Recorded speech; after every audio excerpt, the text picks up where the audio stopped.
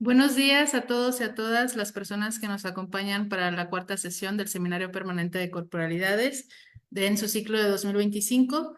La sesión del día de hoy nos acompaña el doctor Juan Miguel Sarricolea Torres, que nos da mucho gusto que esté aquí con nosotros. Él nos va a presentar un trabajo llamado Masculinidades migrantes y vulnerabilidades corporales en la prensa sobre braceros 1942-1964. El doctor Sarri Colea, es antropólogo social por la Universidad Autónoma de Yucatán y maestro y doctor en antropología social por el Colegio de Michoacán. Desde 2016 es profesor investigador del Instituto Nacional de Antropología e Historia, adscrito a la a la Escuela de Antropología e Historia del Norte de México en Chihuahua. Es miembro del Sistema Nacional de Investigadores Nivel 1 y Perfil PRODEP desde 2017.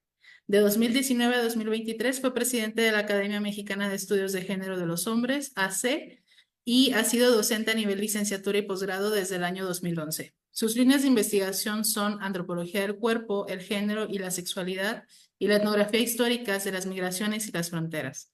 Cuenta con publicaciones científicas y de divulgación, entre las que se destacan: Para mantener a la familia, Tiene que hacer cuero, Masculinidades vulneradas durante los programas braceros 1942-1964, que se encuentra en el libro Género y Violencias en América Latina de la editorial Ecosur, y Es lo que la gente espera de nosotros, la configuración histórica del campo homoerótico masculino en México, publicado en la revista Géneros.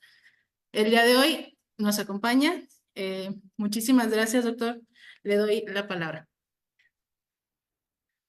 Muchas gracias, Tania. Bueno, para quienes están aquí en el seminario o nos ven por ahí de las redes, bueno, soy Sarri, tampoco ya me acostumbré, por eso mucha gente se acostumbra, luego no saben ni mi nombre, pero como les digo, no me interesa mucho el nombre, sino ya me acostumbré a que me digan Sarri, ¿no? Así que con confianza.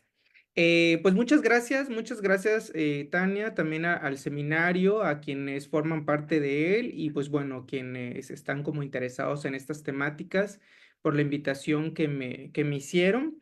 Pues bueno, yo les voy a comentar un poquito ahorita de lo que vengo trabajando en relación al cuerpo con este tema en particular. em, y bueno, por ahí iré dando algunas como pistas, algunos otros caminos que no vienen propiamente en la presentación, pero bueno, que podrían ser como de interés para el seminario. En ese sentido, Tania, más o menos cuánto tiempo tengo para también irle calculando. De 40 a 50 minutos.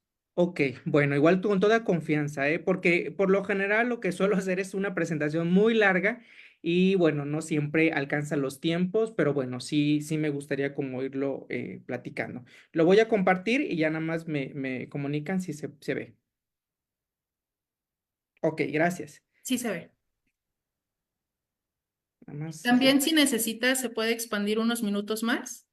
Usualmente lo que hacemos es que el resto del tiempo, contemplando 2 horas, se usa para las preguntas y respuestas del público que Sí, que está esa es la presente en Zoom intención, o en que línea. podemos hacer un diálogo, Tania. Muchísimas gracias. Bueno. Justo porque comentaba el tema de que realmente al final se extiende mi exposición. Bueno, lo que me gusta decir es que es una investigación, particularmente esta, que llevo 15 años trabajando, ¿no? Entonces, en realidad ya ha sido como muy larga. He iniciado con un tema, he terminado por otros, he regresado a los temas, he repensado algunos de mis ideas iniciales, he continuado haciendo campo, continuando haciendo archivo. Entonces, bueno, me gusta decirlo que a partir del año pasado, que estuve de sabático, lo que hice fue un alto en el camino, ¿no? O sea, justo se cumplían 15 años de estar trabajando el tema y dije, bueno, a ver, necesitas hacer una síntesis de esto que has venido produciendo, que en un inicio o en sus inicios fue como esta relación entre el cuerpo y la masculinidad durante el programa Bracero, ¿no? Y posteriormente pasó a masculinidades migrantes, a corporalidades, pero bueno, son estos ires y venires que he ido haciendo pues a lo largo de una investigación que lleva, bueno, ya estos años, ¿no? Me gustaría irlo comentando, creo que lo voy a ir platicando conforme vayamos avanzando, pues bueno, también tiene sus ventajas y sus desventajas, ¿no? También hay cosas positivas, cosas no tan positivas de una investigación de largo aliento, ¿no? Obviamente, por lo general, pues son positivas, pero también estos saltos en el camino me parece que son necesarios, ¿no? Justo para repensar el proyecto mismo, para aterrizar ya ideas, ahora sí, digamos, fincadas en argumentos ya más concretos. Y bueno, también abre la puerta a nuevas investigaciones, ¿no? Que es en el momento en el que creo que me encuentro. Y bueno, no les platicaré a profundidad, pero probablemente también lo vaya como mencionando. Si bien el título de la presentación inicia con masculinidades migrantes, en realidad el objetivo de esta presentación, pues bueno, es centrarme en esto que yo he llamado vulnerabilidades corporales. Claro, ¿dónde nacen las vulnerabilidades corporales? A partir de la masculinidad migrante, ¿no? Entonces, por eso quise poner los dos, ¿sí? Pero bueno, me gustaría como irles platicando un poquito más en qué me he centrado con el tema de la vulnerabilidad, que inmediatamente va a hacer alusión a la masculinidad. Pero bueno, esto para ponerlos un poquito en el contexto con el título, ¿no? Eh, Fíjense, los que les voy a presentar de manera como muy general, voy a tratar de no detenerme tanto, pues es justo en esta historia que les he comentado sobre el proyecto que he emprendido desde prácticamente 2009, es decir, desde que ingresé al Colegio de Michoacán, ¿no? Yo ingresé en la generación 2008, entonces en el 2009, digamos, pues en cierto sentido, pues uno ya decidió hacia dónde va a dirigir su trabajo de investigación, ¿no? Entonces, bueno, en el 2008, en realidad mi interés eran las masculinidades en sociedades rancheras, ¿no? Principalmente en la región norte, ¿no? De México, ¿no? Oficialmente estaba entre Chihuahua, Sonora, Durango, Zacatecas, y bueno, por cuestiones ya de ir afinando el proyecto, pues bueno, lo aterrizo propiamente en Zacatecas, ¿no? Pero en realidad con esa pregunta partí, o sea, realmente mi interés eran las masculinidades en sociedades rancheras, ¿no? No había metido propiamente el tema de la migración, aunque ya empezaba a coquetear con el tema, ¿no? Y es realmente en 2009, 2010 que, digamos, hago la primera etapa de investigación y evidentemente, como podrán ver ahí, pues ya en realidad hago una etnografía, no solo de una sociedad configurada como ranchera, sino que también es históricamente migrante, ¿no? O sea, pese a que en realidad lo sabía, o sea, había una suerte de paso firme a que Zacatecas pues era altamente migrante, realmente no era necesariamente el objeto que yo estaba queriendo como etnografiar, investigar, pero bueno, pues al final estaban unidos los dos, ¿no? Entonces esto me lo dio el campo, me lo dio propiamente la investigación sobre el terreno, ¿no? Por llamarlo de alguna manera, ¿no? Entonces, pues bueno, claro, sin perder el ojo en el tema de la masculinidad, pues yo me encuentro, ¿no? O trato como de mostrar en este primer trabajo, pues lo que yo denominé forjar un cuerpo masculino trabajador, inmigrante con hombres exbraceros, ¿no? Entonces, en realidad, aquí lo que sí me gusta como mencionar, que me parece que para mí fue uno de los grandes pasos que fui dando conforme fue avanzando la investigación en el terreno teórico, es que en efecto yo fui buscando masculinidades, como suelo decir, fui buscando significados en torno a la masculinidad con estos ex braceros, con estos ex migrantes, pero como tal no existía, ¿sí? O sea, no había una manera en donde ellos pudieran definirse en tanto hombres, definir la masculinidad, vaya, eso era teoría en mi cabeza, ¿sí? No en la realidad empírica. Entonces, ¿qué es de lo que sí me hablaban? Y conforme yo fui, obviamente como antropólogo, entablando esas relaciones, pues de lo que me hablaban era de su experiencia como migrantes, su experiencia en tanto hombres dedicados al campo, ¿no? Posteriormente que partieron a la migración y constantemente iban y venían, ¿no? Entonces, pues claro, de lo que me encuentro es que me hablaban de una corporalidad, ¿sí? O sea, o donde yo asentaba el ojo era en cómo iban construyendo un tipo particular de cuerpo masculino en un contexto rural ranchero como en un contexto migratorio, ¿no? Entonces, de ahí que yo pongo este título de forjar un cuerpo trabajador, ¿no? inmigrante, ¿no? Esto en su momento, por eso me gusta ponerlo de manera cronológica, pues bueno, en realidad también generó una serie de cuestionamientos por parte de algunos profesores, de pues forjar se veía como algo muy rígido, ¿no? Pero bueno, en mi mente no era tanto la rigidez de forjar, ¿no? En ese sentido, como forjar la patria, ¿no? Sino más bien como un constructo, ¿no? Pero bueno, que para mí hablaba de que sí había un forjar físico, sí, en estos términos de la corporalidad y evidentemente que al final hablaban de un tipo particular de masculinidad. Ya en el 2011, pues bueno, justo yo ya hago esta investigación, o sea, digamos, continúo con mi investigación doctoral que voy a empezar yo a llamar etnografía retrospectiva sobre la construcción de este cuerpo masculino durante el programa Bracero, ¿no? Entonces, bueno, aquí ya realmente había aterrizado el proyecto, había dicho, bueno, de lo que yo hago, de lo que estoy investigando es una suerte de etnografía retrospectiva que, ¿por qué la denominaba en aquel entonces así? Bueno, porque realmente trataba de reconstruir un pasado, ¿no? A partir del presente. Esto es una metodología, bueno, ustedes que están también en estos seminarios, es una metodología que hoy día ya tengo totalmente clara, ¿sí? O sea, la etnografía retrospectiva para mí tiene que ver con eso, la reconstrucción de un pasado a partir del presente, ¿sí? Hay por ahí una serie de aristas de las que no me voy a detener a profundidad, pero bueno, que he ido como desarrollando en alguna de mis publicaciones y justo hace un par de semanas mandé una publicación donde, bueno, doy cuenta de qué es hacer una etnografía retrospectiva sobre este vínculo de masculinidad e inmigración, ¿no? Pero bueno, también para irlo como aterrizando en términos metodológicos. ¿A qué me refiero? Hoy día lo llamo más etnografía histórica, pero bueno, ahí empezó, ¿no?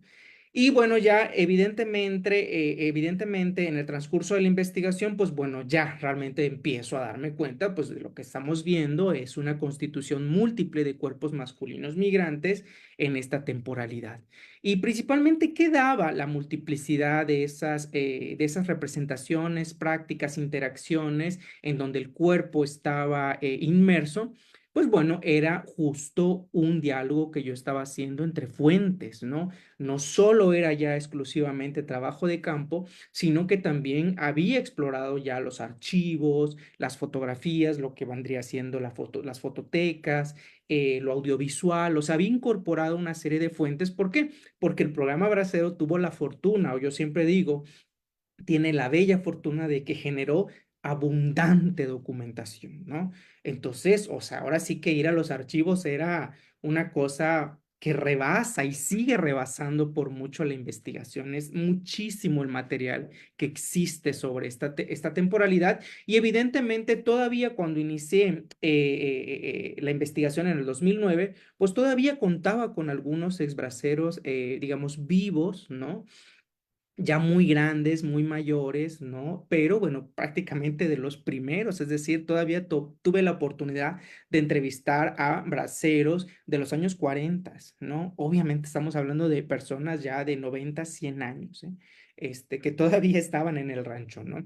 Claro que esto no se acaba, evidentemente, ya hasta el último de los entrevistados, pues son de los últimos que van en los 60 en el programa Bracero, entonces todavía hombres de 70 80 años probablemente, ¿no? O sea, entonces, bueno, también era una excelente oportunidad que estaba teniendo, ¿no? Entonces, bueno, no solo es un diálogo de fuentes, sino que al mismo tiempo, pues me mostraba estas diferentes formas de construir y representar el cuerpo migrante que no venían solamente de la experiencia de los migrantes mismos, sino también de quienes eran los agentes de la política migratoria, entre otros, ¿sí? En el 2016-2025, pues ya, bueno, yo ingreso aquí a la Escuela de Antropología, primero como postdoctorante y posteriormente ya como profesor investigador. Entonces, bueno, por eso lo enmarco como tal. Pues me empieza a interesar el tema de la vulnerabilidad. O sea, al final veía una constante, la vulnerabilidad. Y por vulnerabilidad, en aquel entonces, de manera muy rápida, muy somera, pues yo lo entendía como la vulnerabilidad del cuerpo, ¿sí? O sea, sí había una construcción de un cuerpo trabajador migrante, pero al mismo tiempo era un cuerpo vulnerable, ¿no? Entonces, pues trataba de pensar las dos caras de la misma moneda, que es aquí donde vean esta idea, ¿no? De cómo lo manejaba como masculinidades y vulnerabilidades migrantes. Lo vi en cierto sentido como separado. Es como decir, de la construcción de la masculinidad migrante encontramos vulnerabilidades corporales, ¿no? Ese era mi interés. ¿Y qué me interesaba? Pues rastrearlo, ¿no? O sea, digamos, ahora sí poner el ojo un poco más enfático en buscar estas situaciones, las llamaba de tal manera situaciones de vulnerabilidad, ¿no? Que habían experimentado los migrantes a su paso por los centros de contratación de braceros, ¿no? Y uno de esos grandes centros de contratación de braceros, pues fue Chihuahua, ¿no? Entonces, ahora sí que todo me quedaba a mí como anillo al dedo, ¿no? Entonces, pues empecé a registrar, empecé a hacer trabajo hemerográfico, principalmente en la prensa local de Chihuahua, porque estaba aquí, ¿no? Y bueno, yo he continuado haciendo la investigación en Zacatecas, ¿no? Entonces, continúo todavía revisando prensa local en Zacatecas, pero bueno, la que hemos hecho de manera más esquemática, ¿no? O sea, que todavía, todavía hay aquí evidencia, ¿no? Ha sido justo pues la de aquí de Chihuahua, porque bueno, ahorita van a ver en algunas imágenes que también esta ida a las hemerotecas pues también me ha servido para el ejercicio docente, ¿no? Con mis alumnos, ¿no? Bueno, ahora, ¿cuáles son los antecedentes de esta investigación? Ustedes pueden encontrar alguna de mis publicaciones, pues sobre este tema, ¿no? Que inclusive van, o sea, yo les diría, ahora sí que no es presunción, ¿verdad? Y revísenla si quieren, ¿eh? No es obligación, aquí no es curso obligatorio, ¿no? Pero bueno, a mí me gusta visualizarlo porque es la manera en cómo fui evolucionando con el proyecto, ¿no? Entonces, claro, hago un primer trabajo sobre cuerpos vulnerados, ¿no?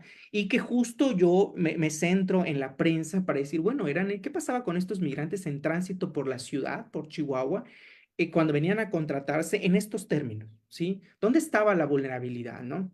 Posteriormente hago una investigación que, si les soy honesto, fue una invitación de un profesor al quien aprecio mucho, un historiador de la migración, Fernando Alanís del Colegio de San Luis, ¿no? Bueno, también por esta hermosa relación que hay entre el Colegio de San Luis y el Colegio de Michoacán, pues bueno, también yo tuve la oportunidad de conocer a Fernando y que él comentara mi trabajo doctoral. Y pues bueno, justo fue naciendo esta relación y bueno, yo desarrollando más esta inquietud, ¿no? Sobre el cuerpo migrante, la masculinidad migrante, más allá de historiar el programa Bracero, ¿no? Entonces, bueno, pues justo hago este trabajo por invitación de él, que bueno, titulo de esa manera, ¿no? Cuerpos clandestinos echados de los Estados Unidos. Y aquí hago ya una primera aproximación teórica, ¿no? Sobre, bueno, ¿a qué me estaba refiriendo con eso, ¿no? Y ahorita lo voy a presentar más adelante. Hago un otro trabajo que llamo Registrando Vulnerabilidades, y aquí me centro en los estafadores de braceros, que fueron, digamos, unos sucesos que se daban, ¿no? Pues su nombre lo dice, ¿verdad? Que estafaban a los braceros y pues es una situación de vulnerabilidad. Pero también, si bien esta investigación pone el ojo en la vulnerabilidad, no me anclo tanto en la corporalidad porque tenía como otro objetivo el trabajo, pero muestro, o sea, también hoy día que lo reviso en retrospectiva, digo, no, pues claro, o sea, es que realmente, digamos, la prensa registró muchísimo estas notas y como no era el objetivo de la investigación, ¿no? Pues en realidad no hago tanto énfasis en la corporalidad, pero ahí estaba. O sea, si ustedes revisan el trabajo, lo van a ver, o sea, van a ver que ahí está, cómo rápidamente toco el tema de la corporalidad, ¿no? Pero bueno. En realidad también fue un proyecto que resultó un poco como coyuntural, porque yo aquí en la investigación, bueno, aquí en la escuela, pues como en muchas instituciones, yo sé, ¿no? O sea, pues tenemos estas constantes evaluaciones, ¿no? Y bueno, pues fue un trabajo que yo empecé a hacer desde mi llegada a la escuela. Y pues bueno, tuve la oportunidad también de tener comentarios de un profesor al que aprecio mucho. Y pues bueno, fue el que me invitó pues bueno, a publicarlo, ¿no? Y a ver de otra manera la vulnerabilidad, que también ahorita lo voy a mencionar, ¿no? O sea, no solo era, ay, pobrecitos de los braceros, sino bueno, ¿y qué pasa con la agencia? Realmente no hay agencia. Y boom, pues cambió totalmente mi perspectiva sobre ver la vulnerabilidad, ¿no? Y finalmente, el último trabajo que presenté pues bueno, pues ahí su nombre lo dice todo, ¿no? O sea, esta es una frase bellísima que verdaderamente amarra todo, ¿no? Amarra la masculinidad migrante en su máximo esplendor, ¿no? Que es esta frase que me dijo un ex bracero, ¿no? Por la familia tiene que hacer cuero. Imagínense, o sea, textual y literalmente lo que dice esta frase, ¿no? Bueno, y aquí empiezo a desarrollar un poquito más esta investigación, ¿no? Más bien esta definición sobre la masculinidad vulnerada, ¿no? Bueno, aquí también voy a tratar de irme muy rápido para pasar un poquito a los ejemplos. Y bueno, claro, ¿de cuáles han sido mis premisas teóricas de las cuales he partido? Pues en primera, reconocer la materialidad del cuerpo, ¿sí? Y evidentemente esta forma de percibir la materialidad del cuerpo tiene que ver con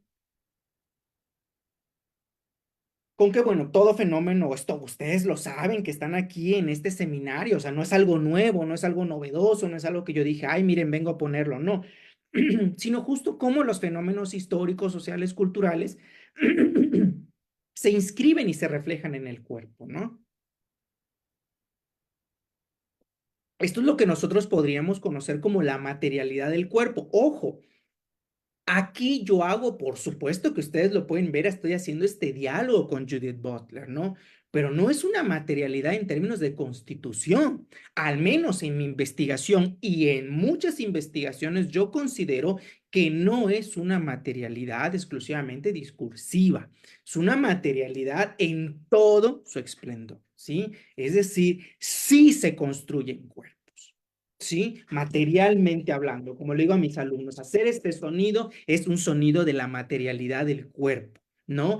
Cortarte y que salga la sangre es una construcción material del cuerpo. Claro, cargada de unas otras cosas, pero bueno, eso es lo que yo empiezo a ver con materialidad del cuerpo y evidentemente lo que me permite a mí la posibilidad de leer esos cuerpos, ¿no? Entonces, bueno, ahí hay una premisa teórico-metodológica. No solo es una discusión teórica, sino que a mí me permite aprender el cuerpo en su materialidad, ¿no? Entonces, bueno, por ahí estamos viendo, ustedes pueden estar viendo este olor, este sabor a Foucault, a Judith Butler y como me encanta a mí decir y compañía, ¿no? O sea, todos los que han seguido realmente el pensamiento Foucaultiano, ¿no? Y que hoy día, pues bueno, están haciendo también otras lecturas a estos autores, ¿no? Pioneros, digamos, de la materialidad del cuerpo. Entonces, bueno, aquí les pongo tres, ¿no? Pues obviamente el tema del sexo, género como una norma, totalmente Foucaultiano,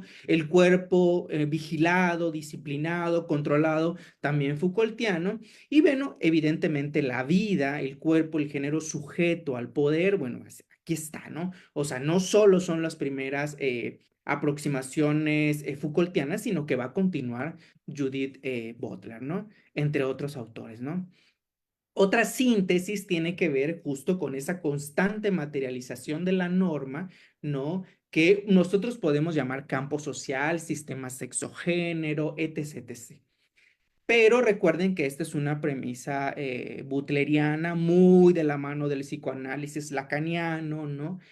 Sobre, bueno, justo en esta materialización del cuerpo, pues bueno, algo va a fallar, ¿no? O sea, vaya, no se logra la materialización tal y como la dicta la norma, ¿no? Entonces, bueno, esto es una premisa que, ojo, a mí también aquí me gusta decirlo y le agradezco a Tania ahorita antes de que saliéramos a cámara. Que saliéramos a escena, me comentaba, ¿no? También hay este interés metodológico, ¿no? También por ahí Daniel mencionaba, ¿no? También hay este ojo en el seminario de pensar en lo metodológico. Bueno, pues para mí esto es metodológico, ¿sí? Sí es una premisa teórica, por supuesto, pero que me lleva a una estrategia metodológica.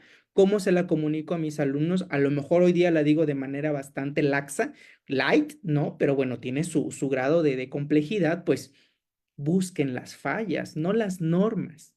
Sí, yo constantemente les digo, o sea, si algo nos mostró Judith Butler, pues justo fue eso, que hay grietas, que hay fallas, que hay quiebres, ¿no? Por supuesto que, claro, cuando leemos las obras de Butler, al menos las iniciales, que son con las que casi todos empezamos, todas y todos empezamos, pues por supuesto que pues hace todo un andamiaje de la norma. Sí, y evidentemente, pues no, pareciera que no vemos como los grietes más que como en un sentido discursivo, como que, ay, sí, algo falla. Bueno, pues sí, pues si algo falla, busquemos la falla. Al revés, hagámoslo al revés, ¿sí? La falla también constituye, si en su lógica ambos se constituyen mutuamente, pues vamos a verlo, ¿no? Pero empecemos por la falla en vez de la norma. ¿Sí? Entonces, bueno, es una premisa teórica que se puede seguir no necesariamente en mi investigación, sino en otras. ¿Sí? Unas que son sumamente evidentes, ¿no? Y si no son evidentes, por lo menos en esas sutilezas, ¿no? Propias de la etnografía, propias del trabajo también histórico con esta lectura, pues podemos ver, ¿no? Entonces, bueno, aquí estamos viendo principalmente, yo trabajé con estas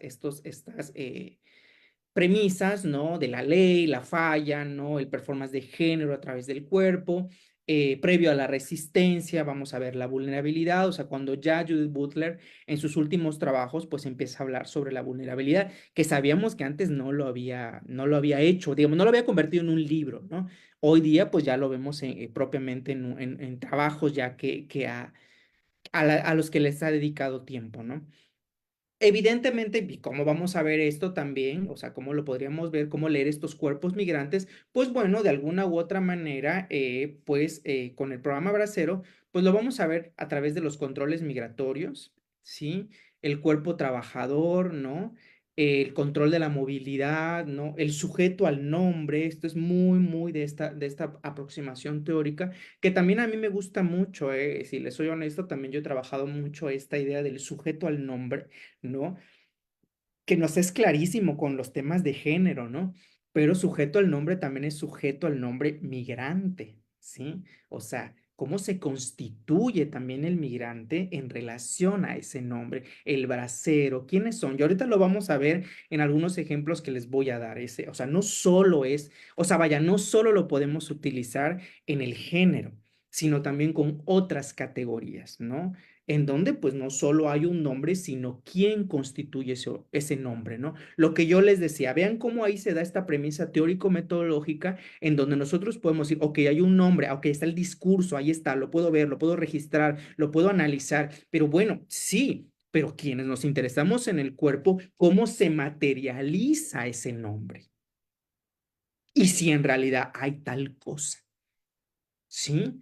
Entonces, por eso les digo, sí es discurso, pero es un discurso que yo, interesado en los temas de la corporalidad, tengo que verlo materialmente. Si no, es un discurso.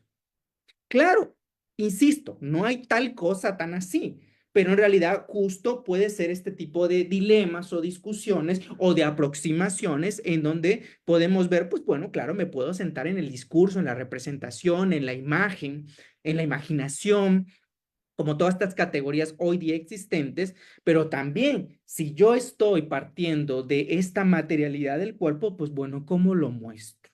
¿Sí?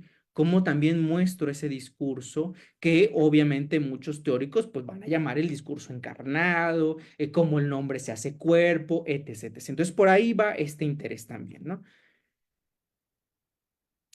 Bueno, pues cómo las sigo aterrizando a mi investigación, pues bueno, por un lado la masculinidad como discurso y performance, o sea, verlo, entenderlo como tal, la experiencia migratoria como performance corporal, y fíjense, en estas dos relaciones que les comentaba al inicio, bueno, aquí lo vemos, lo que les digo, pues claro, la masculinidad puede estar en el discurso, sí, es decir, en la oralidad, ¿no? Al menos cuando se hacen entrevistas, cuando se hace trabajo de archivo, pues también ahí está en el discurso, ¿no? En el discurso escrito, en el texto y evidentemente en el performance, es decir, en la actuación misma que hacen los migrantes y todo lo que acarrea una política migratoria como fue el programa Bracero, ¿no?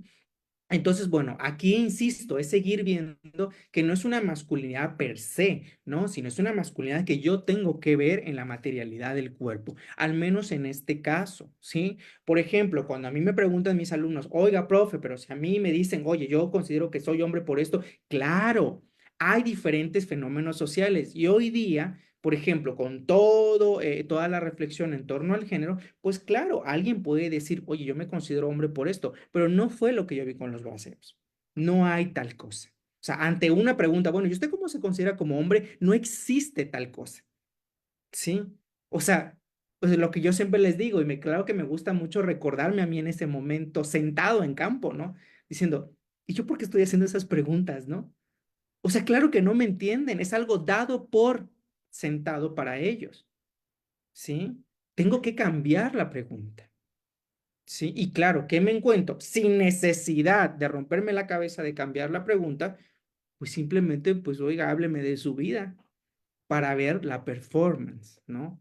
Para ver la actuación del género en ese sentido, ¿sí? Lo mismo que la migración, ¿no?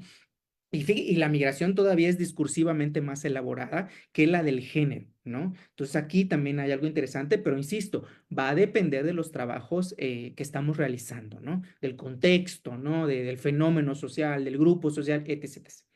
Y bueno, lo que les decía, pues bueno, ver el tema de las vidas precarias ya muy a la propuesta butleriana. Y bueno, también al de no todo es disciplina, no todo es norma, no todo es control, ¿no? Algo siempre se va a escapar en la materialización del cuerpo. ¿Cuáles son las metodologías y técnicas que yo empleé particularmente para este trabajo? Bueno, pues ya les comenté algunas, ¿no? Pues el trabajo de campo etnográfico propiamente, el que nosotros como antropólogos consideramos, yo no soy tan ortodoxo, aquí sí les quiero decir, ¿no? No me ciño mucho a esta ortodoxa del trabajo in situ y campo y todo, pero, va, porque me toca, pues yo soy antropólogo del siglo XXI, ¿no? Formado en el siglo XXI. Claro, formado con profesores formados en otras décadas, pero ya con un muy fuerte peso al tema de, bueno, existen otras formas de realizar trabajo de campo. Obviamente, una de las que sonaba en su momento, pues era la transnacional, ¿no? Ya hay trabajo fuera de las localidades y bla, bla, bla, ¿no? Entonces, bueno, pues por supuesto que hay eso, o sea, yo hago trabajo de campo, sí me gusta decirlo en esto que les comentaba de la etnografía retrospectiva in situ, claro, sí, para este tipo particular de etnografía histórica, sí requiero el campo, ¿sí? Pero no porque el campo sea el todo, ¿no? Sino porque me permite ver las evidencias, lo que yo llamo las huellas del pasado, ¿no? Ahí están, ¿no? En la historia misma, como sigo diciendo el caso zacatecano, que es el que he trabajado por excelencia, pues la migración vive en estas localidades, ¿no? O sea, y es una migración que vive en la contemporaneidad, pero siempre como un registro de ese pasado, ¿no? Entonces, bueno, aquí está esta forma particular. También lo que yo les decía, también leer los cuerpos en estos contextos, es decir, cómo leer los cuerpos en el campo, no es necesario preguntar, o sea, puedo hacer un registro, ¿no? De este tipo de corporalidad que yo veo, claro, desde los debates de la subjetividad y la objetividad, pero puedo registrar lo que veo en términos de cuerpo, vestimenta, prácticas, palabras, imágenes. ¿No? Desde los documentos, evidentemente, mi lectura era, bueno, captar justo esta movilidad de cuerpos, ¿no? Y evidentemente indicios que me hablaran de la masculinidad migrante y por supuesto que una gran fuente que no trabajé a profundidad, que apenas hoy empiezo a coquetear, tiene que ver con las fotografías, con los films, con la literatura. También insisto, y esto es realmente porque el programa Bracero te lleva ahí, ¿no? O sea, porque hay muchísima producción. Pero bueno, lo haga o no lo haga, ahí hay consulté este material, ¿no? Me permitió ver otras maneras de entender la masculinidad y la vulnerabilidad. Bueno, esto lo que hago es un diálogo permanente, a eso es a lo que yo llamo etnografía histórica, ¿no?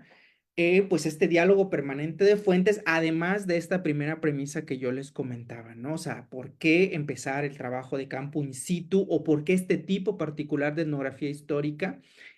Pues tiene que ver con el estar, ¿no? O sea, el estar ahí, ¿sí? Como un punto de partida, ¿sí? No como el punto final, ni el inicio ni el final, sino es un punto de partida. E insisto, no es de lo que estoy charlando en esta ocasión, pero les comentaba yo en este trabajo que pues lo he ido aterrizando justo por la madurez de la investigación como mi constante docencia, ¿no?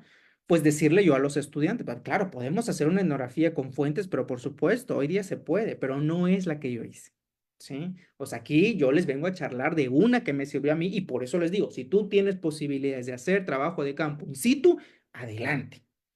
¿sí? O sea, y llamarle etnografía histórica a eso, por esto que yo medio menciono, que adelante. Pueden haber otras etnografías históricas, pero por supuesto. Pueden haber etnografías históricas sin campo, pero por supuesto, a debate, pero pueden haberlas, ¿sí? O sea, aquí más bien, aquí lo que yo quiero como insistir es, bueno, es mi manera de hacer una etnografía histórica, ¿sí? O sea, de entrarle a este debate entre la etnografía y la historia, ¿no? ¿Qué me ha dado la prensa? Ahora sí, así como canción de amor, ¿no? ¿Qué me ha dado? Pues bueno, uno, pues que no solo representó al bracero, o sea, en un inicio uno dice, pues la representación, ¿no? Sino no, la prensa intervino en su operatividad. Esto es algo bellísimo. Esto sí lo menciono más o menos en el artículo de Registrando Vulnerabilidades. Va más en este tenor, ¿sí? Entre otros que por ahí andan ahí perdidos, ¿no? En la red. Pero bueno, tiene que ver con eso. Bueno, cómo intervino también la prensa en la operatividad del programa Bracero. Es decir, pasó de ser una institución que me permite ver representaciones a ver cómo intervino, ¿no? Es algo muy, muy, muy padre. No es en lo que me clavo, pero casi, casi la prensa me hizo verlo, ¿no? Obviamente, por supuesto que están las representaciones de la masculinidad del cuerpo, entre mil otras, que, pues bueno, podemos ver a través de la prensa, ¿no? Y evidentemente la relación entre la vulnerabilidad del cuerpo y la masculinidad migrante, ¿no? Que en un inicio yo llamé virilidad, vulnerabilidad o masculinidades vulnerables, que ahorita voy a comentar, ¿no? Pero bueno, tiene que ver con esto, ¿no? O sea, a lo que yo decía, fíjense, recordando a ese inicio del 2016, 2015, 16, 17, que yo llegué acá a Chihuahua y que inclusive, ahora lo digo hasta con risa, ¿no? Pero pues imagínense, yo llegué a una academia de antropología social, ¿no? Y pues mi plaza en cierto sentido coqueteaba, o vaya, mi puesto coqueteaba con la historia, ¿no?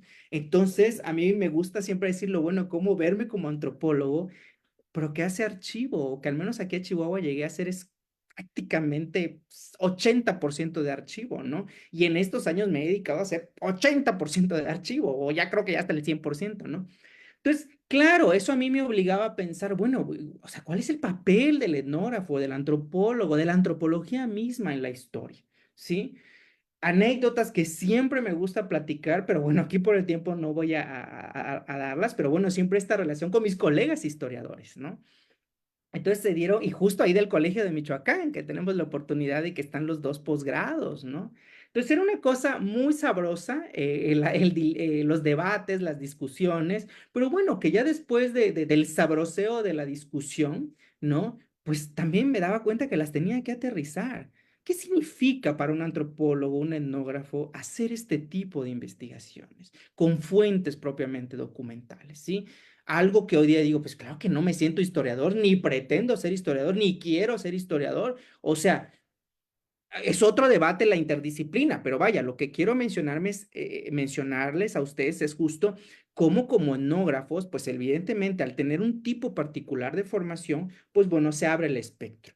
Uno de esos grandes abanicos del espectro, pues era lo que yo les comentaba. Bueno, pues ya hemos pasado de una antropología muy clásica, muy del campo, muy de sí, a otro tipo de etnografía. Entonces, la misma etnografía ha dado esa posibilidad, ¿no? O sea, no hay que buscarla en otros lados. La misma antropología lo ha dado, ¿no? Y a mí, bueno, pues es algo que constantemente estoy debatiendo, tanto en mis investigaciones, como conmigo mismo, como con los colegas y los estudiantes, ¿sí? Entonces, por eso me gusta decirlo, es un tipo particular, no es lo que podemos hacer exclusivamente, ¿no? Y bueno, aquí lo que les comentaba, que bueno, yo me puse a registrar vulnerabilidades, y justo excelente colega que hoy día, bueno, lamentablemente ya no está con nosotros, pero pues bueno, le debo mucho el que me haya hecho esta observación, ¿no? De, bueno, ¿y qué onda con la agencia, no? Entonces, bueno, ahí va. Vean, pues esta es una imagen, lo que les decía, ¿no? Que yo llevo a mis alumnos a la hemeroteca, ¿no? Y pues bueno, empezamos a platicar sobre, pues no solo de la fuente y de la importancia de la fuente, hemerográfica, particularmente de esta, ¿no? Y bueno, pues, nuestras relaciones ahí con la investigación, ¿no? Bueno, propiamente sobre la investigación, bueno, ¿qué es el programa Bracero? Pues no me voy a detener tampoco en eso, sino comentarles, bueno, pues el programa Bracero, pues uno de los grandes aspectos que se trabajaron, pues fue el proceso de contratación, ¿sí? Bueno, a mí me gusta decir, el programa Bracero está brutalmente historiado, ¿no? O sea, no hay algo que no se haya dicho del programa Bracero, ¿no? Y más bien la intención, siempre a mí me gusta decirlo, eh, donde uno se pone humilde, o le digo a mis alumnos, a lo mejor por salud mental yo mismo siempre quise ser humilde, es decir, no voy a descubrir el hilo negro, ni pretendo descubrir una nueva, ni el hueco y el vacío de toda la historiografía transnacional, no, yo simplemente quiero ver los cuerpos que pululan por el programa Bracero. Punto, San se acabó. Si es nuevo, si no es nuevo, obviamente, claro, ustedes saben como, bueno, quienes están allá en el colegio de Michoacán, pero sé que también en otros posgrados, pues bueno, siempre hay esta intención de, bueno, pero ¿qué es lo nuevo? ¿Qué es lo novedoso? Bueno, hoy día podría decir, pues sí, bueno, echarle el ojo a la masculinidad del cuerpo y ya empezaban las investigaciones, ¿eh? Tampoco es nuevo, o sea, tampoco es que yo haya sido el precursor. Ya había investigadoras que estaban trabajando esta relación. Claro, ¿qué digo yo? Pues bueno, para mí esa es toda mi investigación, no un capítulo, ¿no? Entonces, bueno, vamos a ver, obviamente esto me va a dar la lectura a un tipo particular de mirada al programa Bracero, ¿no? Pues verlo como una política binacional masculina, que no solo es porque fueron hombres, sino que se masculiniza la contratación exclusiva de hombres, que, o sea, deja fuera a las mujeres, el perfil de los hombres, la corporalidad productiva, ¿no? Bueno, que lo vamos a ver en esto y por ahí no menciono una de mis investigaciones, pero por ahí también anda que justo es más o menos el resultado de mi tesis doctoral, ¿no? O sea, cómo hay este ideal de la corporalidad, ¿no? Y bueno, pues claro, hay un perfil idealizado, o sea, como tal idealizado, ¿no? Para ser contratado. Y bueno, pues es justo donde constantemente yo me preguntaba, bueno, ¿y existió como tal ese cuerpo, o sea, ideal? Pues sí, en la política binacional, lo que les decía, el discurso, ¿no? Pero no en las experiencias y en los cuerpos de los migrantes, ¿no? O sea, realmente ahí es donde vamos a empezar a ver estas diferencias o estas formas diferentes de encarnar al bracero, ¿no? Y pues evidentemente una diversidad de hombres y masculinidades. No hay un solo tipo de hombre. Por supuesto que para la década de los 40, los 50, el programa Bracero, etcétera, etcétera, claro, hay un fuerte peso de hombres de procedencia rural, ¿no? Entonces, sí, sí hay ciertas características, pero también vamos a tener otro tipo de hombres. Como les digo, la falla del sistema, ¿sí? O sea, si andas buscando hombres rurales, hombres del campo, pero pues, ¿qué crees? Que también te llegan ingenieros y maestros, ¿eh? Y que también te llegan artesanos. Eso es algo que yo plasmo en mis investigaciones. O sea, no hay tal, pero voy a hacer como que sí cumplo con el perfil, ¿no? Algo que está muy documentado, no solo en mi investigación, sino en otras, ¿no? Que es muy interesante si lo vemos desde el ojo del cuerpo, ¿no? Aquí, muy rápidamente, nada más esto es para ponerlo como ejemplo, ¿no? Bueno, cómo se daban estas diferentes percepciones y encarnaciones de la corporalidad masculina en el contexto de la migración del programa Bracero, pues bueno, va a tener que ver con estas diferentes formas de masculinidad, no solo entre contratados, o sea, entre quienes aspiraban a ser braceros, sino también a quienes están del otro lado. Podemos ver ahí, ¿no? A los agentes, en este caso el médico, ¿no? Que revisa al migrante. ¿Cómo se da esta relación, obviamente, de poder, ¿no? Pero que, bueno, también nos habla de estas diferentes marcas del cuerpo, ¿no? En una interacción concreta. Las jerarquías, ¿no? Entre los hombres rurales y urbanos, vaya, los mismos migrantes reconocen que habían otros braceros que no eran del campo. Ahí viene toda esta cuestión de un orgullo del hombre rural. ¿Por qué? Porque ellos sí cumplían con lo que pedían. O sea, no había ni necesidad de demostrarlo, ¿no? Esto ustedes también lo pueden ver en alguna de mis publicaciones, ¿no? Que yo digo, bueno, no lo digo yo, ¿verdad? Lo retomo de los braceros, ¿no? Cuando dicen, pues usted cree que me iban a negar el paso, ¿no? O sea, sí, pues mis manos, así, se ven seguidas. Hay una frase bellísima, ¿no? Ellos veían como que quién sí venía del campo, ¿no? Eso se ve, o sea, decía, eso se ve, ¿no? Imagínense, ¿se ve qué? Corporalmente, ¿no? O sea, entonces ahí está, o sea, ellos mismos, no es algo que fuera solamente una construcción teórica mía, sino que venía de la palabra de los braceros, ¿no? O sea, son cosas que se ven, las manos, el tipo de cuerpo, etc., etc., ¿no? Y por supuesto vamos a tener significados diversos de lo que podríamos llamar la salud para el médico, ¿no? Todo el sistema de salubridad de aquel entonces, ¿no? Y evidentemente los significados de la vergüenza, ¿no? De desnudarse entre ellos, ¿no? Todo esto que también ha sido muy documentado con una finalidad, ¿no? O sea, obviamente el tema de estas vergüenzas que pasaban los braceros, pues tuvo mucho peso con el tema de la devolución del recurso, ¿no? Que peleaban, ¿no? Pero bueno, que también habla de esto, ¿no? Sí nos habla un poquito sobre estos significados de la vergüenza. Y fíjense, lo que yo llamaba esta relación virilidad-vulnerabilidad, pues justo yo decía, bueno, esta construcción de la masculinidad es al mismo tiempo un principio de vulnerabilidad. Por ahí teníamos ya una propuesta de Bourdieu en su trabajo, ¿no? Y bueno, a mí me daba, o sea, es una cosa pequeñita, es algo que dice en un apartado muy chiquito, ¿no? Pero justo, o sea, aquí estamos viendo todo el tema de él, de violencia simbólica, ¿no? Pero a mí me gustó mucho cuando justo en un apartado él dice, bueno, en realidad la masculinidad es un principio de vulnerabilidad, ¿no?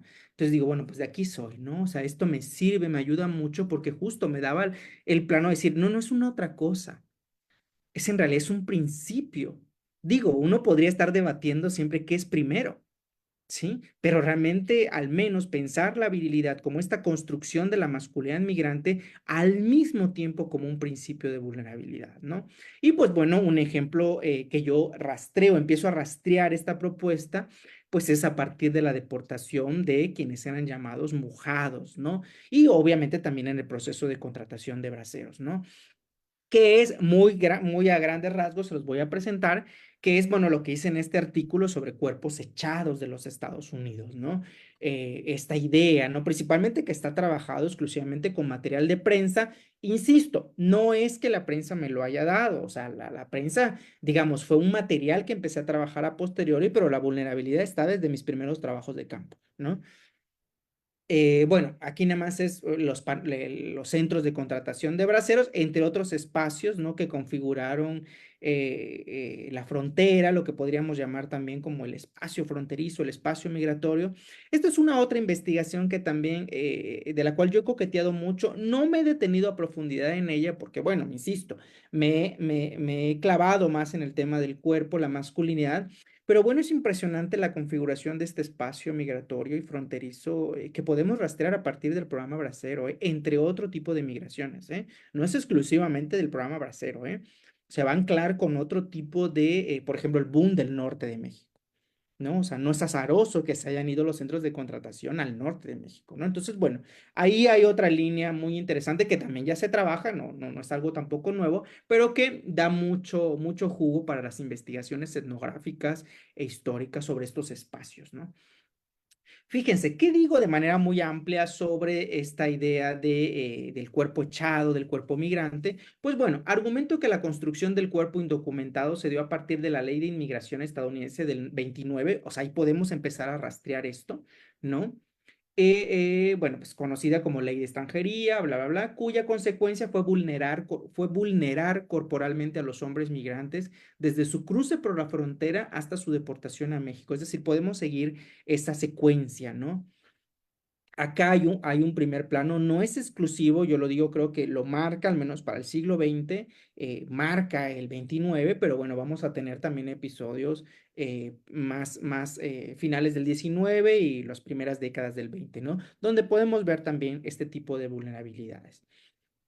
Denomino analíticamente este proceso desechabilidad de cuerpos, en la medida en que fueron el producto de un dispositivo legal y político estadounidense que operó a partir del estatus migratorio, documentado, indocumentado, y produjo cuerpos, el indocumentado, violadores de la ley migratoria y, por lo tanto, potenciales a la deportación.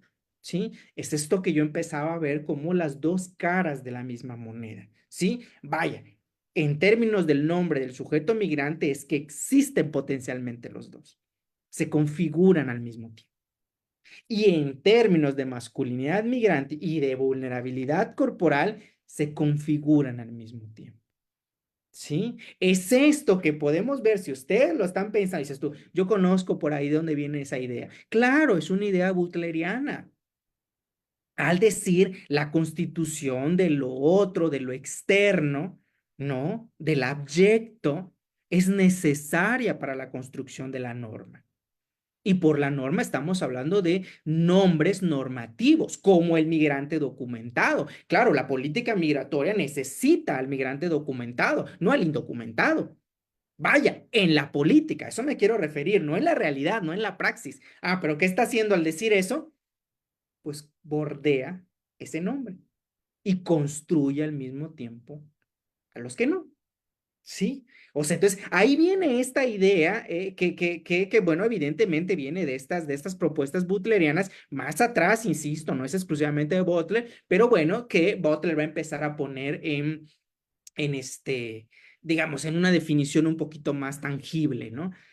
Bueno, pues aquí, miren, desde cuándo está construyendo la barda, ¿no? O sea, no, o sea, no termina de construirse y vean cómo sigue el debate, ¿no? O sea, es algo que por eso les digo, históricamente, ¿no?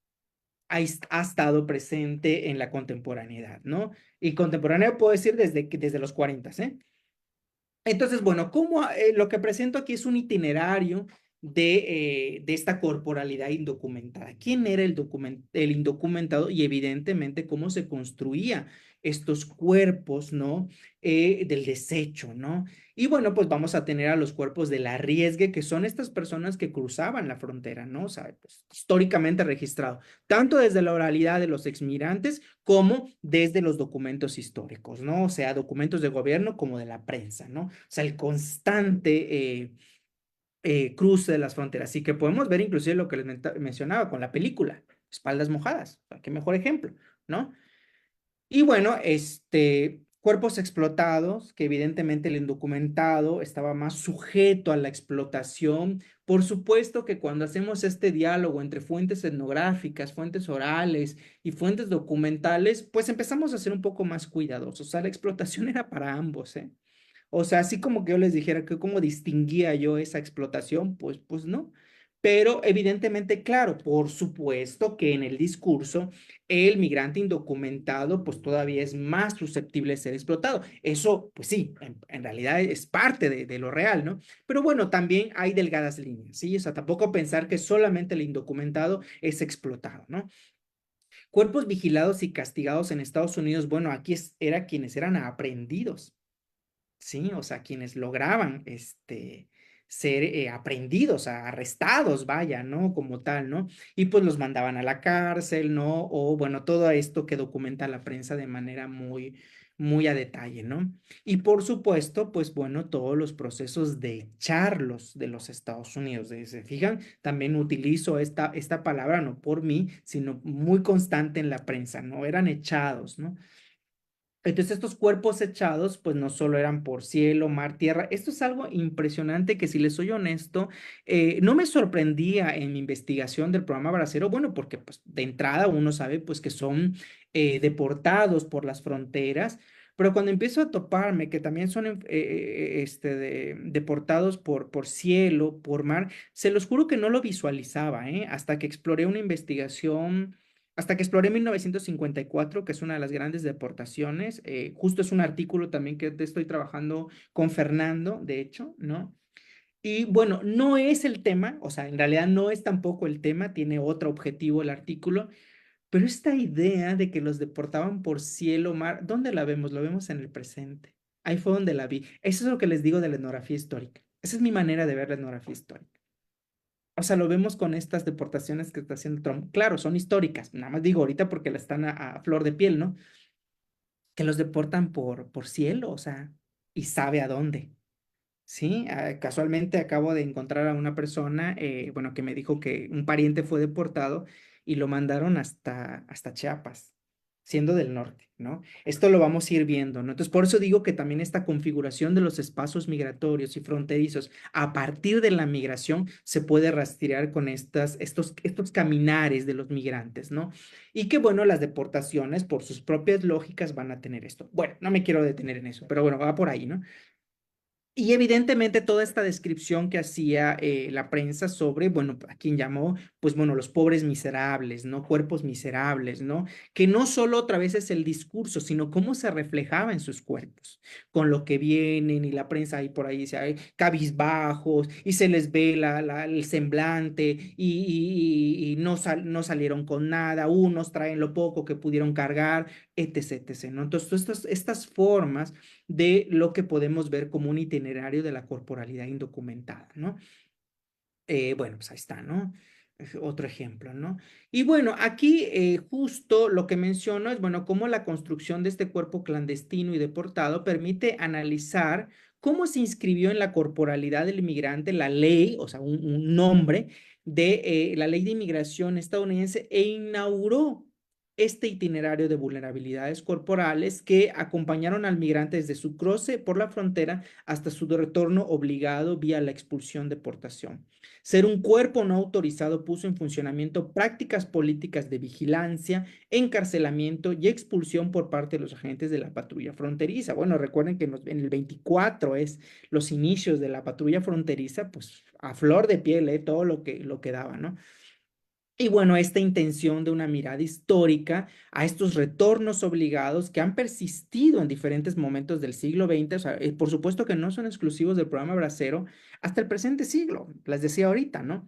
Lo cual demuestra la continuidad de un proceso gubernamental que marca a los cuerpos migrantes como clandestinos y potenciales a la desechabilidad, ¿sí?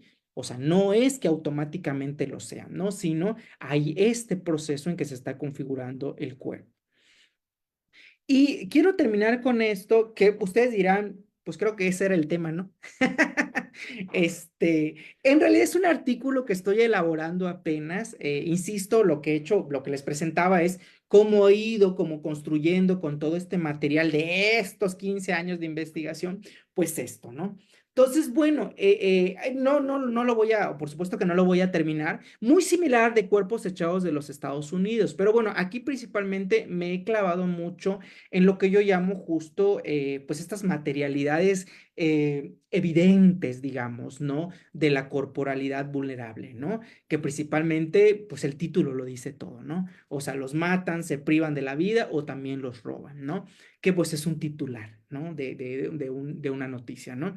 Que justo son todas estas situaciones de vulnerabilidad por los cuales pasaron los braceros, tanto en el proceso de contratación, es decir, estar en Chihuahua, o sea, venir desde Chihuahua, no solo es la contratación misma. Uno de los grandes, bueno, que me gustaría como enfatizar mucho en esta investigación, pues es justo eso, que en un momento, o sea, digamos que lo van a ver en mis publicaciones, sí, pero que no decía, o sea, que no terminaba de aterrizar.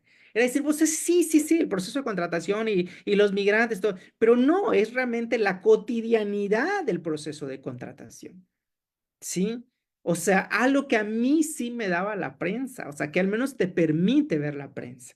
Este registro cotidiano, ¿no? Para no solo decir, sí se contrataban y se iban. No, no es una cuestión de números, es una cuestión de experiencias, ¿no? Entonces, bueno, aquí estoy intentando hacer esto y bueno, rápidamente, ¿cuáles son algunas de estas vulnerabilidades corporales que estoy registrando? Pues bueno, los accidentes en autobús, en carreteras, se volcó el camión que iba para Chihuahua con tantos braceros, ¿no? Atropellados. Y atropellaron al aspirante bracero menganito de tal, ¿no? Deambulaba por las calles sin alimentos, encontró a un aspirante a bracero desmayado porque no tenía alimentos, ¿no? Y uno más, pues pereció, no tuvo oportunidad de salvarse y murió. Riñas entre braceros, o sea, lo que generaba el proceso de contratación de braceros. Esa es una de las joyas de revisar prensa propiamente de lugares, centros de contratación. No digo que no estén en otros lados, ojo, o sea, no quiero decir que no haya tal cosa. Pero evidentemente, pues claro, el estar en una ciudad centro de contratación, ahora sí que estar literal, ¿no? Pues me ha permitido hacer ese registro, o sea, lo que implicó, ¿no? eh, para la propia ciudad, estas dinámicas que ahorita creo que aparece una foto, esta locura que se hacía de los braceros, ¿no? Bueno, entonces hay estas riñas, hay suicidios, por supuesto, o posibles ideas de que fueron suicidios, y bueno, también se reportaba mucho sobre los accidentes, muertes, que sucedían allende la frontera, digamos, en los Estados Unidos, ¿no? ¿Qué quiero? Bueno, por ejemplo, acá vean esta multitud, ¿no? Este es el centro de Chihuahua. Ese es el centro como tal. O sea, están viendo ahí el centro histórico, ¿no? O sea, la plaza, ¿no? Imagínense, ¿no? Entonces es algo que reportaba mucho la prensa, ¿no? Esta idea, este tumulto de personas que llegaban, ¿no? Entonces, bueno, estas vulnerabilidades fueron posibles por el contexto migratorio que propició el programa Bracero. Es decir, si bien fue producto de la política binacional de contratación de trabajadores temporales, también también la rebasó, perdón, al mostrar la diversidad de sujetos migrantes y experiencias migratorias. ¿Sí? Por eso les digo, claro, el contexto es muy importante, pero esta mirada etnográfica, esta mirada antropológica, pues claro, rebosa eso, ¿no? O sea, por eso les digo, rebosa lo que podríamos ver inclusive ya como una falla, pues no sucedió tal cosa, ¿no? O sea, lo que hizo fue mostrar una serie de experiencias que se entrelazaban a partir de algo llamado proceso de contratación de braceros, ¿no? Entonces, argumento que estas vulnerabilidades tuvieron como centro al cuerpo trabajador migrante en una doble constitución. La migración construyó un tipo particular de cuerpo trabajador migrante al mismo tiempo que lo expuso estar a merced del otro, este es un diálogo butleriano, a situaciones de vulnerabilidad corporal, siendo la muerte el ejemplo límite de esta doble constitución, ¿no? Entonces, bueno, esta es como la intención que he querido como plasmarles en esta investigación. E insisto, en realidad no puedo decir que esta es exclusivamente de largo aliento, les decía, creo que es una investigación que empezó más o menos en el 16, que empecé como a interesarme por la vulnerabilidad y que bueno, hoy intento aterrizar con esta idea de la doble constitución de la masculinidad migrante, donde el principio de virilidad y vulnerabilidad están presentes, o vaya, no pueden desprenderse la una de la otra, ¿no? Que podríamos llevar o poner a prueba en otros contextos sociales, culturales, históricos, sí. O sea, no puedo decirlo abiertamente, por ahí yo, igual ustedes lo vieron acá ahorita, ¿no? Bueno, que me presentaba Tania, pues bueno, por supuesto que también he coqueteado con los temas del homolotismo, ¿no? Y también podemos ver algo no similar, pero a mí siempre algo que me ha gustado, o el ojo que yo le he echado a la investigación del homolotismo, ha sido más bien todo lo contrario, ¿no? O sea, pues es el mejor ejemplo de la falla, ¿no? Entonces, del cuerpo estigmatizado y al mismo tiempo apropiándose del estigma, ¿no? Del cuerpo que es un otro cuerpo, ¿no? O sea, digamos, hay ciertos fenómenos que permiten que a lo mejor la evidencia de la teoría a la manera butleriana o Foucaultiana tenga como más sentido. Algo que me gusta a mí decir, y yo creo que aquí todos los que estamos presentes sabemos, o bueno, al menos no debemos de clavarnos, o yo les digo, no se claven por salud mental. O sea, tampoco es poner a prueba la teoría y decir, o sea, tranquilos, o sea, vean si es posible ese tipo de teorías, ¿no? Y esto yo lo aprendí, o sea, se los digo ahora ya a 15 años de distancia. Bueno, menos, 15 años es desde que empecé el posgrado, pero bueno, ya un poquito menos, tampoco me voy a poner tanta edad. Pero bueno, ahora lo digo con esta mirada que algunos profesores en ese momento me dijeron, ¿no? O sea, por ahí tengo una muy querida colega que ahorita enuncié, ¿no? Y que justo me decía eso, bueno, pues sí, Sarri, tú te clavas mucho con Butler y que la falla y que el sistema y pues lo he dicho anecdóticamente, me decía, pues, pero trabajas un contexto muy tradicional, ¿sí? Entonces, claro, a diferencia de eso me daba cuenta, bueno, sí es cierto, ¿no? Bueno, entonces, ¿qué me permiten otras teorías para ta?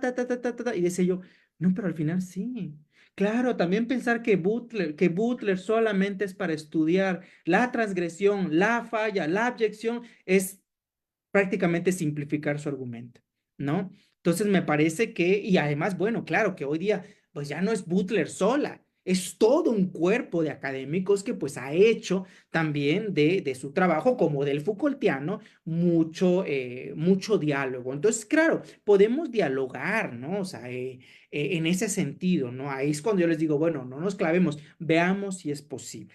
¿No? Veamos si el contexto mismo nos está permitiendo hacer ese diálogo con propuestas teóricas o crear otras, ¿sí? O sea, la doble constitución podría ser que no necesito a Judith Butler, pues no, La verdad no la necesito, pero me ayudó a pensarlo un poco de manera esquemática, ¿no?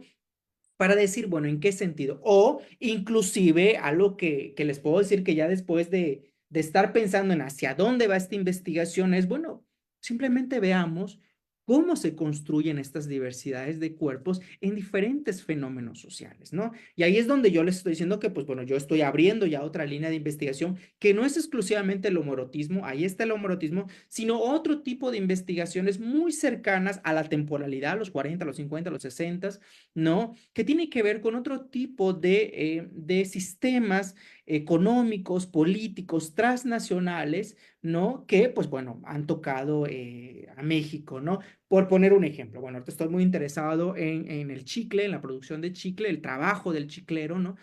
Trabajo corporal, o sea, ahora rastrear todo eso, ¿no? La minería, por ejemplo, o sea, la minería en estas épocas donde realmente el trabajo corporal habla, ¿no? O sea, el trabajo corporal ahí está.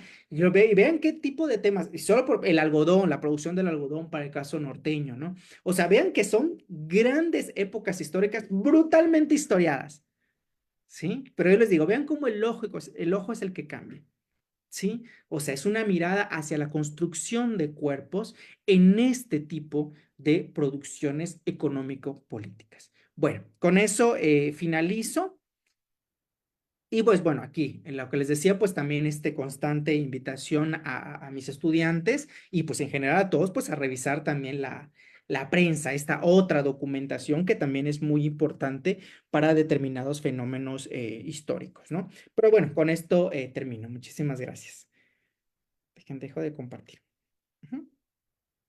Muchas gracias, Harry. A mí desde que te escuché en la clase con Dominic me pareció muy interesante, sobre todo porque yo también tengo un interés en la parte de la antropología histórica o de la etnografía reconstructiva, como la llamas, que me parece fascinante. Y en ese sentido, bueno, invito a todas las personas que nos están siguiendo en Facebook o que están aquí en el Zoom, que si tienen preguntas o comentarios para el doctor Sarri, por favor nos lo hagan saber. Eh, en que los demás se animan, a mí me gustaría preguntarte precisamente dos cosas. Uno es precisamente sobre la etnografía reconstructiva. Nos diste un panorama bastante amplio y bastante particular también a la vez de cómo ha sido este trabajo metodológico para ti. Pero mi duda es específicamente sobre el entrelace que se hace entre estas otras fuentes junto con las fuentes orales, ¿no? O las entrevistas o el platicar con la gente. Eh, ¿Cuáles son los retos que tú has encontrado en esa parte? Porque pues es parte también de la etnografía. Y mi otra duda es que me da mucha curiosidad literalmente tus primeros acercamientos con los ex braceros, cómo te recibieron, o sea, que si tuvieron curiosidad por tu tema, si fue algo emotivo para ellos o cómo fue este recordar, ¿no? Para poder contarte su experiencia de vida, tú qué percibiste o qué te llegaron a expresar. Esas dos dudas tengo yo. Y Isadora Escobedo, aquí en el chat, nos dice que si nos podrías hablar sobre la abyección en los cuerpos desde Butler y Kristeva, por favor. Y creo que con esas tres preguntitas cerramos esta primera ronda de preguntas y esperamos a que lleguen más. Muchas gracias, Array. No, gracias, gracias a ti, Tania, bueno, a todos y todas por escucharme. Sí, mira, en realidad, o sea, me podría llevar toda una clase, ¿verdad? Bueno, hoy día ya doy esos cursos optativos, ¿verdad? Ya, bueno, no recientemente, pero en realidad, fíjate, me gustó mucho cómo lo dijiste, Tania. Yo le llamo retrospectiva, no reconstructiva, pero das otro panorama, ¿eh? Hay que también, úsalo. En realidad, pues sí, es un tipo de reconstrucción, ¿no? Por supuesto que la es. Pero bueno, mira, hoy día lo puedo decir de esta manera, por supuesto que mañana puede cambiar, pero lo que les he dicho de la madurez de la investigación, de esta premisa, es que en realidad sí empezó como un diálogo de fuentes, ¿sí? digamos, empecé a utilizar la etnografía retrospectiva simple y sencillamente como algo metodológico, como una praxis. Es decir, pues claro, o sea, yo en realidad tengo a los braceros, aquí están, aquí siguen, tengo sus familias, estoy en campo, estoy en la mata de la migración histórica, ¿no? En esta región histórica. Es más, pude haberme ido a Zacatecas, Durango y seguir entrevistando y entrevistando y entrevistando y entrevistando y no necesitar en absoluto las fuentes, ¿no? Justo gracias por Fernando Alanís, que tuve la oportunidad de tener una beca con él, digamos, pues desarrollar una beca, pues él fue el que me mandó los archivos, ¿no? Y a mí me encanta, insisto, también decirlo, ¿no? Que él me dijo, pues nomás asómate a ver qué encuentras, ¿no? No, hombre, pues hasta ahorita no he salido, ¿no? Pues claro que hay exceso y exceso y exceso, o sea, pues también eso es lo que hace el archivo, ¿no? Pues también hay muchísima información que uno puede rastrear. Sí hay en este sentido, hay una parte metodológica, Tania, desde luego. Hacer etnografía histórica en un tiempo, digamos, relativamente cercano, te puede permitir el diálogo entre fuentes orales, lo que podemos llamar el trabajo de campo in situ, ¿no? Y documentos de archivo, ¿no? Ahorita tengo un estudiante que va en ese tenor, él trabaja más los 50, 60, 70, o sea, es muy reciente, pero les he dicho en otro tipo de investigaciones, por ejemplo, hoy podemos hacer etnografía histórica de los 80, ¿sí? Otro de los grandes temas que a mí me gusta mucho, por ponerte este ejemplo de la relación entre fuentes, es, por ejemplo, bueno, mi mamá fue secretaria, ¿no? Y, o sea, todo el tema de las secretarias son de los 60, o sea, el boom de las secretarias, hoy día todas esas secretarias ya jubiladas, y siempre les digo, ándale, vayan a hacer una investigación sobre las secretarias, ¿no? Claro, yo tengo esa relación pues, con mi mamá que la escucho, cómo era ser una secretaria, ¿no? Obviamente lo vemos, otro de los grandes temas que a mí me gusta mucho, las normales rurales, ¿no? O sea, quienes fueron egresados de las normales. O sea, ¿qué quiero decir? Metodológicamente, la etnografía histórica, en un tiempo relativamente cercano, ¿sí? Podríamos tener fuentes orales como fuentes documentales, entre otras, ¿sí? Esas, entre otras, son fotografías, videos, documentales, un largo etcétera, que nos permite el tiempo presente. ¿Por qué aquí no hablo de una historia del tiempo presente? Bueno, no ha sido la mirada que yo he tenido, por supuesto que lo he leído, pero aquí más bien yo lo que les comentaba, me posiciono como antropólogo y lo que doy cuenta no es solo la antropología lo puede hacer, no, sino simplemente pues yo estoy formado como antropólogo y evidentemente mi lectura va en ese sentido, pero pueden hacerse otro tipo de cosas. Y la segunda es una premisa teórica, Tania. Por eso decía yo, a hoy día lo puedo decir, es un tipo de mirada teórica al campo, ¿sí? ¿Qué significa esto? Lo que yo constantemente pues menciono, bueno, es cómo nosotros vemos el pasado a partir del trabajo de campo. Hay otra vez múltiples acercamientos, ¿sí? Pero bueno, para mí ver ese pasado no solo era en la encarnación del bracero mismo, ¿no? Que ahí estaba hablándome de su pasado, sino un lugar localizado, ¿sí? Que me hablaba de esa historia, ¿sí? Y eso es algo que vamos a ver en muchas localidades de esa región, de la región centro-norte, como los famosos monumentos al migrante. Eso es algo que hay en Zacatecas, ¿no? Y en otros lugares, por supuesto. Entonces, te habla de esa historia. Entonces, es una historia que podemos llamarle, o yo le digo historia viva, pero no quiero decir ese es el aporte, no. Sino una historia viva me refiero a que lo estamos viendo, lo estamos respirando, ¿no? Con el objetivo de reconstruir. Entonces, me parece que están las dos vías. Por una parte, la teórica, cómo entender el pasado a partir del trabajo de campo in situ y cómo metodológicamente puedo hacer uso de una diversidad de fuentes, desde las orales, las que me permite el campo, como las documentales, entre otras. La relación con los braceros. Bueno, para terminar esto, te digo, Tania, recientemente mandé este artículo, por ahí puedes coquetearlo con alguno de mis escritos, pero digamos, este artículo lo que yo hago es sintetizar el trabajo, ¿no? Inclusive con un título muy bello, ¿no? Que también me decían mucho los braceros, para pasar a la segunda pregunta. Cuando yo les preguntaba sobre sus experiencias, me decían, pues fíjate que no me acuerdo el año, pero, y claro, el pero, o sea, que yo pongo como puntos suspensivos es que al final no era lo importante. O sea, para un antropólogo lo importante son las experiencias, ¿no? Claro que alimentadas con las fuentes y con un marco temporal, pues sabes que no es que te estén mintiendo, ¿sí? Entonces, es una otra manera de pensar el tiempo, la fecha, el pasado, por eso digo, ¿cómo lo pensamos? ¿Sí? O sea, por eso digo que es teórico al mismo tiempo que metodológico.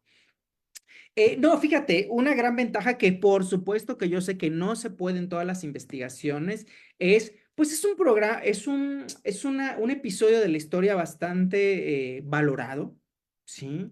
Al menos en estas regiones, ¿no? Vaya, no es invasivo, no es un tema invasivo, ¿no? Era invasivo cuando empecé preguntando sobre masculinidades y no sobre, cuéntame cuando se fue a Estados Unidos. Cambia mucho, ¿sí? Entonces, claro, evidentemente, por eso les digo, esto de masculinidades fue a la primera, segunda charla, lo deseché, ¿no? O sea, este no es el camino, ¿no?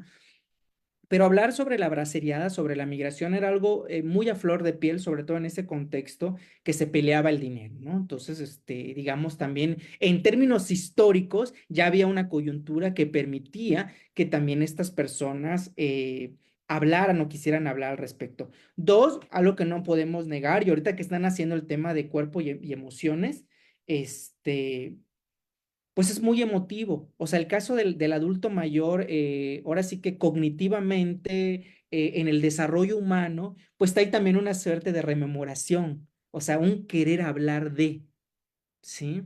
O sea, no somos psicólogos, no estamos en eso, pero pues es algo que lo vemos con nuestros propios adultos mayores, ¿no?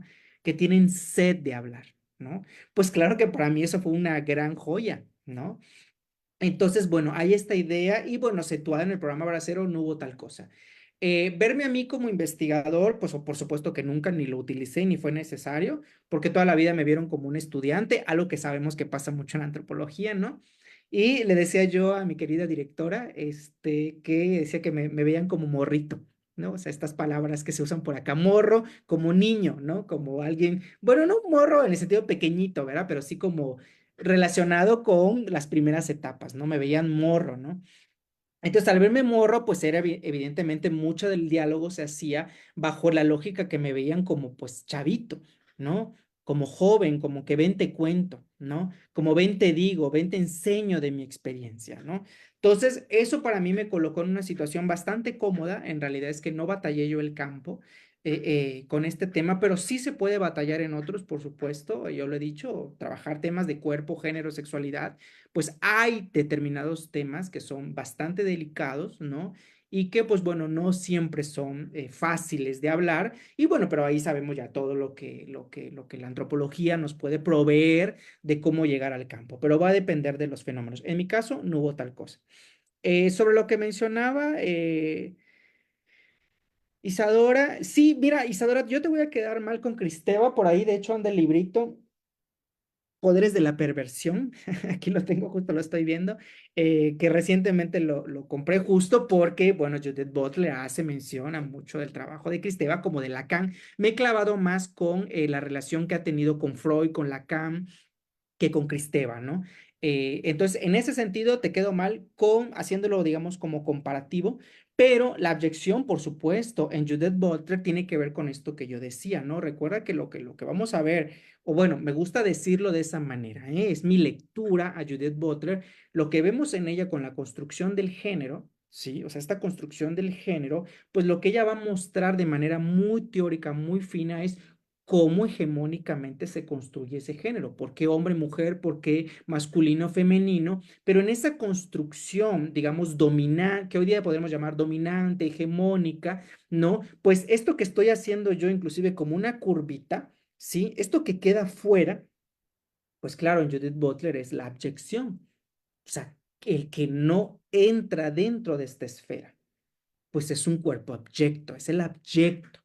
Pero en realidad, en la lógica butleriana, al momento de nombrar a esos cuerpos, se constituyen al mismo tiempo y son necesarios para el sistema dominante, sistema sexo-género, ¿sí?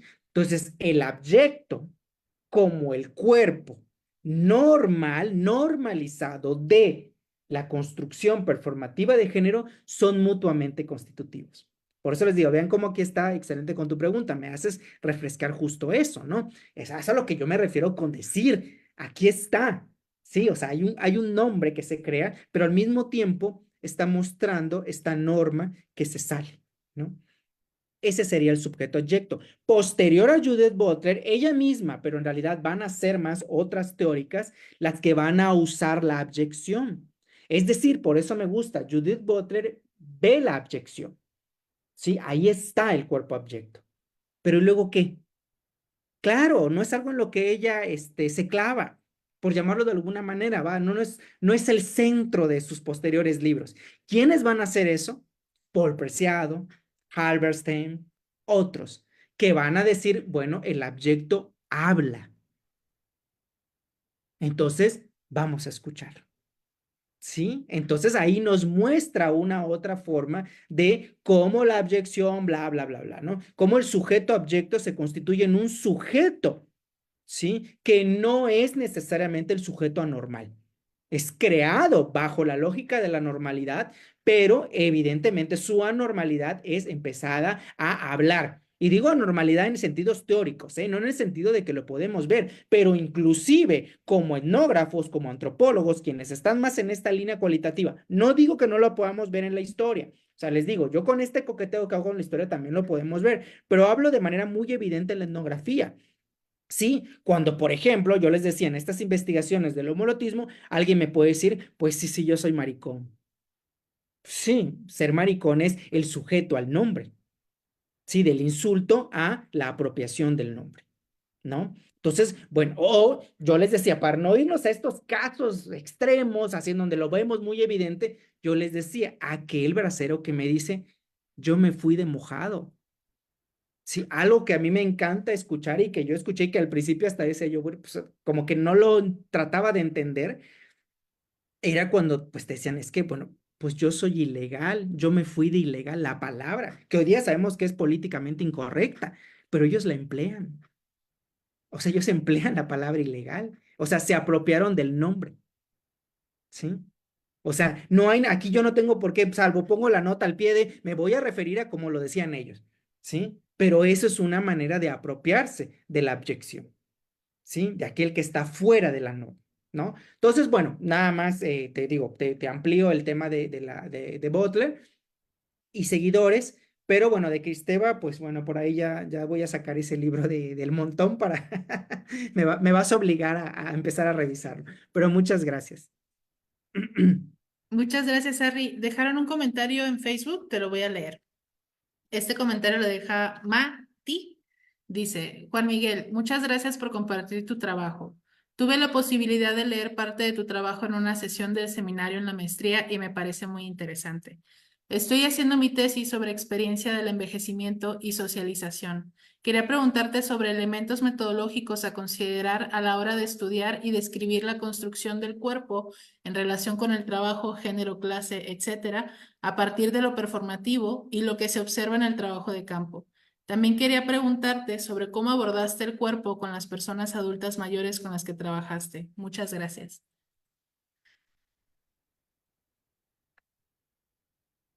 Bueno, fueron dos preguntas de una sola persona. No sé si aquí en el público que nos acompaña haya una tercera pregunta para terminar esta ronda o dejamos. Ah, adelante, Dani. Sí, bueno, pues gracias, Harry, por la exposición.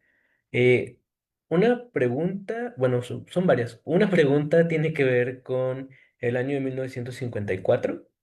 Ujú. ¿En cuál texto tuyo lo profundizas más? O si hay alguno en particular, porque a mí particularmente me interesa ese año en específico. Pero otra pregunta tiene que ver con em, la mirada que te permite la conjugación de tu trabajo de campo con la revisión hemerográfica para, aunque tal vez no sea tu investigación ahora, ¿qué continuidades ves en las corporalidades migrantes ante la actual situación que se está desarrollando con las nuevas políticas con Trump? Si has notado que se está repitiendo lo mismo como este tipo de cuerpos echados, o si estás viendo también alguna clase de transformaciones. y de qué tipo, si nos pudieras platicar un poco. Eso sería por mi parte. Sí, Gracias, Dani. Adelante. gracias, Tania. Sí, bueno, del compañero de Facebook, qué bello. Fíjate, aquí tuve una dirigida que trabajó envejecimiento, desde el cuerpo envejecido. Mira, no sé qué texto leíste, pero lee otro, o si es ese, vuélvelo a leer, el de forjar un cuerpo trabajador, ¿sí? Que es el de etnografía retrospectiva sobre la construcción de las masculinidades que está en la ventana, ¿no? No sé si se les dieron, la verdad, no me acuerdo, o si yo mismo mandé ese, no lo sé. Este, porque ahora te digo, léelo con otros ojos y léelo a partir de lo que te estoy comentando, ¿no? Claro, en realidad mi objetivo no era el cuerpo envejecido, sino lo que a mí me permitió trabajar con adultos mayores que desde el campo, los llamo y se llaman a sí mismos viejos, somos viejos, estamos viejos, permitió que en ese inicio, por eso yo llamara etnografía retrospectiva, porque el cuerpo viejo fue el punto de partida para la reconstrucción, ¿sí? De épocas anteriores. Ahí está en el texto, velo con esta lógica. Ahora, ¿a qué te invito yo? Pues no solo es tu punto de partida, ¿sí? Vamos a ponerlo así, muy metodológicamente, ¿eh? O sea, no quiero decir que así tenga que ser cuadrado. Es tu punto en realidad a etnografiar. ¿Qué te va a permitir lo bello de la etnografía para debatir eso? Es cuándo empieza el envejecimiento y para qué se dé tal cosa, la retrospección de etapas anteriores te va a facilitar mucho eso. En dos sentidos. En el plano metodológico, lo que acabo de decir, quieren hablar, van a hablar. ¿Sí? Entonces ahí tienes una hermosa entrada, inclusive yo siempre lo digo, hasta emocional. O sea, por ellos mismos, por ti, escucharlos es una riqueza y tener el tiempo para escucharlo es algo muy bello. Y etnográficamente te está permitiendo esa reconstrucción vía la corporalidad, ¿no? ¿Y por qué te lo digo? Dos, porque en realidad, cuando a mí me hablaban de cuerpos viejos, estamos hablando de hombres de 60 años. O sea, vaya, obviamente algo que ustedes saben como antropólogos, como etnógrafos, pues no, pues hoy día, una cosa es lo que dice la política de cuándo uno ya es adulto mayor y cuándo es, ¿sí? En la experiencia de vida de las personas, ¿no? Entonces, creo que te puede permitir ambas cosas, ¿no? Esta idea de la retrospección te podría funcionar para ver cuándo se van dando esas etapas, no de manera así, ¿no? Creo que si tú es tu tema, te permite verlo desde el presente, pero que la reconstrucción etnográfica retrospectiva o reconstructiva, como decía Tania, te puede permitir eso, ¿sí? Ver cómo se dan, fíjate, creo que hasta sería muy bonito, cómo se dan esos pliegues de la corporalidad, ¿sí? Son las canas, es que, ¿cómo se encarna el envejecimiento? ¿Cuándo empieza a encarnarse? Ahí tienes algo bellísimo, ¿eh? Atento a lo que vayas a escribir. Esa sería mi mirada, ¿no? En el trabajo de campo, pues te lo acabo de decir, realmente, o sea, en realidad la razón del trabajo de campo justo te permite eso, ¿no? Me imagino, bueno, claro, estarás trabajando, pues bueno, en relación bueno, no sé exactamente cuál sea tu tema, pero bueno, me pongo a pensar en justo cómo también la retrospección, recuerden lo que yo les decía con la mirada teórica, no solo es mi mirada hacia el pasado, sino es un pasado también materializado en procesos concretos, ¿sí? Entonces lo que decía, bueno, pues a lo mejor yo estoy entrevistando a mineros. Bueno, pues el proceso de envejecimiento de un minero es totalmente diferente, ¿sí? El que yo te decía de los cuerpos migrantes braceros, creo que es que ya no me acuerdo, no quiero decir que soy un hábil publicando, pero les deseo que ya no me acuerdo en qué artículo menciono algo al respecto, eh, pero justo una de las grandes cosas también que yo me daba cuenta desde el cuerpo envejecido era pues que yo los estaba viendo ahí, ¿no? Y hay algo bellísimo, bellísimo de uno de uno de los grandes, personas a las que yo entrevistaba. La última vez que yo fui a campo, él ya estaba muy deteriorado físicamente desde mi mirada, ¿sí? Pero justo él me decía, mientras no se nos caiga esta casa y un servidor pueda, aquí voy a seguir. No necesitas más. ¿Qué tipo de percepción te da sobre la corporalidad en un contexto rural como este? ¿No? O sea, y la posición que él tiene, que es una posición de clase, lo que tú preguntabas, sí, si es una posición de clase, ¿en qué sentido? Que pues estaba hablando desde su posición como el mero mero de la casa del campesino, ¿sí? Él siguió siendo el mero mero de la casa del campesino históricamente. Y eso porque me lo dio el archivo. Lo vi en las fuentes documentales a él, su nombre. Y además lo entrevistaba. Por eso digan, vean cómo se da ese diálogo. ¿Sí? O sea, y si lo tienes, por eso digo, es como una joya, es como anillo al dedo. No es necesario, pero si lo tienes, brum, logras ver esa continuidad, ¿no? Entonces, esa sería mi mirada. Lo que preguntabas, Dani, el del 54 lo voy a trabajar más en el de cuerpos echados de los Estados Unidos. Sí, ahí está. Y bueno, si no lo encuentras rápidamente en línea, yo por lo general lo subo a Academia, ¿no? Entonces ahí deben dar por ahí coqueteando. Si no, pues me dices con Tania y te lo mando con todo gusto. Eh, no me centro exclusivamente en el 54, pero habla justo de la deportación de esa temporalidad, que fue una gran deportación.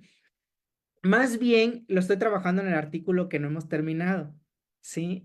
Que bueno, pues, las historias son diferentes, ¿no? Pero es muy padre porque es sobre paternidad, sobre simbolismos de la paternidad, ¿no? Pero bueno, tiene mucho que ver con la deportación del 54. Lo que decía es una otra mirada a esa deportación. Lo que les decía, lo que rebasa en sí misma la política migratoria. ¿Qué más hubo qué más podemos saber de eso, ¿no? Entonces, bueno, por ahí está, pero si te interesa, tampoco sé exactamente qué estás trabajando, Dani, pero bueno, en migración es una gran época que sumergirte a un archivo y a una hemeroteca es una cosa despiadada, o sea, te vas a encontrar muchísima información. Inclusive cuando yo empecé a trabajar este artículo del 54, claro que la emoción y la pasión por la investigación ya me estaban llevando a Veracruz, ¿no? O sea, ¿por qué? Porque por ahí los deportaban, por el puerto de Veracruz. Dije, revisar la prensa o revisar los archivos solamente con una temporalidad. Uy, no, qué hermosura, ¿no? Pero bueno, si es por migración, tienes muchísimo, muchísimo material de prensa como de otros documentos, ¿eh? Si no, bueno, pues los 50 también son muy interesantes, ¿no? En general. La relación entre campo y la hemeroteca, sí, como lo mencioné en la presentación, Dani, pues bueno, lo que voy haciendo justo es eso, como una cosa me llevó a la otra, ¿no? Entonces les digo, pues empecé en campo, me fui a los archivos, evidentemente luego di con las fotografías, ¿no? Igual las fotografías son una cosa impresionante sobre el programa Bracero, ¿no? Las mismas que tiene la prensa, la caricatura de prensa también sobre migración. O sea, hay muchísimo. Y bueno, terminé evidentemente en prensa. O sea, ¿por qué terminé en prensa? A mí me gusta decirlo de esta manera, que es justo cuando yo, claro, lo digo muy express y muy burdo, por llamarlo de una manera, pero es para mí el pretexto para iniciar el diálogo con otros colegas, ¿no? De la historia o de la antropología. Pues yo simplemente fui a prensa porque ha sido más cotidiano. Sí. O sea, que es una de las grandes virtudes de la etnografía, la cotidianidad. Entonces dije, no me rompí la cabeza. Simplemente dije la manera en que yo puedo etnografiar históricamente los centros de contratación de braceros sin la presencia de los braceros es a través de la prensa. Hoy día, pues ya les dije la aventura teórica, ¿sí? O sea, no solo, sí, porque pues es cotidiano, no, hay toda una relación de la lectura sobre, también hasta algo que estoy trabajando, bueno, que he coqueteado también, que a lo mejor nunca lo publique, pero que yo hablo que lo que te permite registrar la prensa o seguir un fenómeno como es la migración es ver lo que yo llamo cotidianidades temporales, al grado que deja de ser una cotidianidad temporal. ¿Sí? O sea, yo empecé con eso y ahora me lo cuestiono. ¿De dónde viene la cotidianidad temporal? De Víctor Turner. Y ahora estoy diciendo, bueno, ¿y sí fue algo atemporal? ¿Sí fue algo liminal? ¿O es una otra manera de ver la cotidianidad, ¿no? O sea, da para mucho, ¿no? Pero bueno, esto te lo permite también el registro de la prensa. La relación efectivamente con estos cuerpos migrantes, en general, el cuerpo migrante en la actualidad, mira, Creo que podríamos llevarnos toda una sesión sobre eso. Sí, pero por supuesto, ¿eh? O sea, claro que como investigadores, por supuesto que podríamos decir, no es igual, por supuesto que no hay igual, no hay igualdad en las cosas, pero sí hay mucha continuidad, efectivamente, ¿no? Están siendo echados, sí, o sea, hay todo este tema. Por eso les decía, donde yo vi, fue claro ver la deportación, porque la estamos viviendo. Hoy día la vemos en los videos, lo que yo leo en prensa, ¿sí? O sea, lo que me dicen las personas, pero verlo, wow, me hace imaginar, me hace tener esa relación de lo que era la deportación en los 50, en los 50 hasta lo que está haciendo hoy día, ¿no? Por supuesto, ¿cuáles son las coyunturas donde podemos ver teóricamente el pasado en esta aproximación que yo les decía? Es que hay un pasado que se va superponiendo. Es decir, después del programa Bracero, ustedes saben, vamos a tener una gran coyuntura que son los 80s, ¿sí? Esta gran coyuntura que te va a permitir de leer ese pasado, ¿no? Que por eso son familias que, bueno, pues ahí está la doctora Gale, ¿no? De estatus mixto, ¿sí? Es decir, no los pueden deportar a todos, ¿sí? O sea, es una otra deportación a diferencia de los 50 o previo, inclusive la que trabaja Fernando en la isla de los 20, los 30, esta deportación de familias enteras. Por supuesto que hay quien decide salir con todo y familia, ¿no? Pero aquí lo que estamos viendo es este tipo particular de migración que ya nos muestra, sí, sigue habiendo continuidad de la deportación, pero hay gente nacida en los Estados Unidos. Por algo está este interés de querer cambiar también eso, ¿sí? Sí, por supuesto, o sea, que me refiero, hay continuidad, pero con estas coyunturas históricas previas que muestran una otra forma de configuración del cuerpo deportado, ¿no? Y algo que para mí es bellísimo, justo en lo que estábamos diciendo de la abyección, vamos a decirlo así por lo que se ha hablado, pero a lo que me refiero es de la agencia del cuerpo migrante, ¿sí? Pues también lo que estamos viendo, ¿sí? O sea, todo este tumulto que hicieron, ¿no? Estas formas de estarse comunicando, de que ahí van las redadas. Todas estas redadas están presentes en el trabajo de cuerpos echados. Vas a ver esa comparativa, ¿no? Cómo también se van echando la bolita, ¿no? Para justo, pues, evitar, ¿no? La deportación. Pero bueno, también lo vamos a ver en eso, ¿no? Como muchos de estos migrantes que están hablando, que por supuesto que no tienen miedo, no me atrevo a afirmarlo.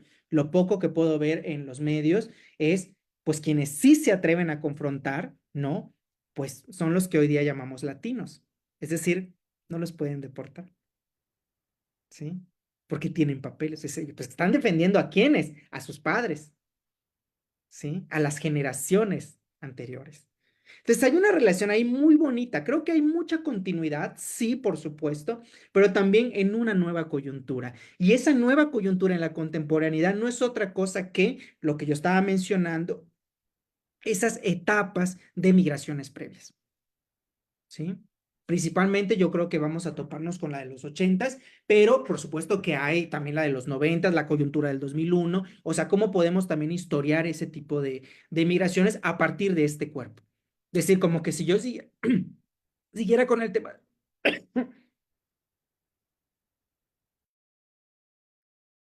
Tranquilo, Sarri.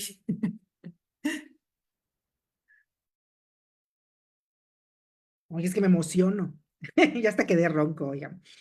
Bueno, ahí lo dejaría. Antes de que pasen más accidentes.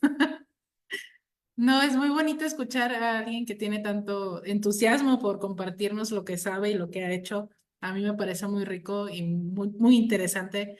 Y particularmente esta forma en la que hablas sobre cómo remontarnos al pasado desde nuestra mirada presente, ¿no? Y reconociendo como todas estas señales me sirve muchísimo. Entonces te agradezco. No sé si alguien más de las personas que están aquí en Zoom o en Facebook quiere dejar una última pregunta antes de que cerremos la sesión. Hola. Sí, sí, se me escucha, ¿verdad? Sí, Adelante. Ah, adelante. bueno. Hola, ¿qué tal? Yo me llamo Brandon Sarri, soy de Guadalajara, de la Universidad de Guadalajara. Y bueno, A mí me ha parecido muy impresionante todo lo que nos has comentado. Y yo desde hace un tiempo he estado trabajando en investigación con sordos, este, y con otras cuestiones que tienen que ver con los paradigmas de la discapacidad. Y en este momento me encuentro en el doctorado de Ciencias Sociales y el tema que yo me propongo investigar, que recién voy incorporándome al doctorado, es la corporalidad sorda. Entonces, no sé si tú, dentro de lo que ha podido investigar o has leído, podrías darme tips o autores que hablen sobre corporalidades en la discapacidad. Hola Brandon, mira, en realidad, bueno, dos cosas. Voy a tomar agua primero. Voy a tomar agua primero antes de alocarme. Este, Bueno, estás empezando, échate una sumergida a todo lo que has escrito sobre cuerpo. Hoy día hay muchísima literatura y te vas a encontrar con trabajos que vinculan cuerpo y discapacidad. No tengo un autor aquí en la mente, pero justo a lo que voy es más bien que son trabajos que han empezado a indagar sobre esta relación de cuerpo y discapacidad. Por ahí también Tania mencionaba, ¿no? Quienes se han acercado con cuerpos gordos, cuerpos obesos, la enfermedad, etc, etc. Hoy día hay un abanico muy amplio de estudios al respecto. Los autores claves clásicos siguen siendo los mismos y te pueden ayudar, ¿no? Desde Le Breton, insisto, bueno, principalmente el que da un panorama muy amplio, te puede ir dando como ideas de por dónde le pudieras entrar, ¿no? Y me imagino que hay autores que son exclusivamente del tema de la discapacidad. Aquí lo que vas a hacer es lo que les comentaba al inicio, ¿no? Literal, ¿no? Es ponerte los lentes para ver la corporalidad, ¿no? Entonces ahí creo que esa es como tu apuesta, cómo ver esa corporalidad, ¿no? Desde este grupo que tú estás trabajando, ¿no? Con los sordos.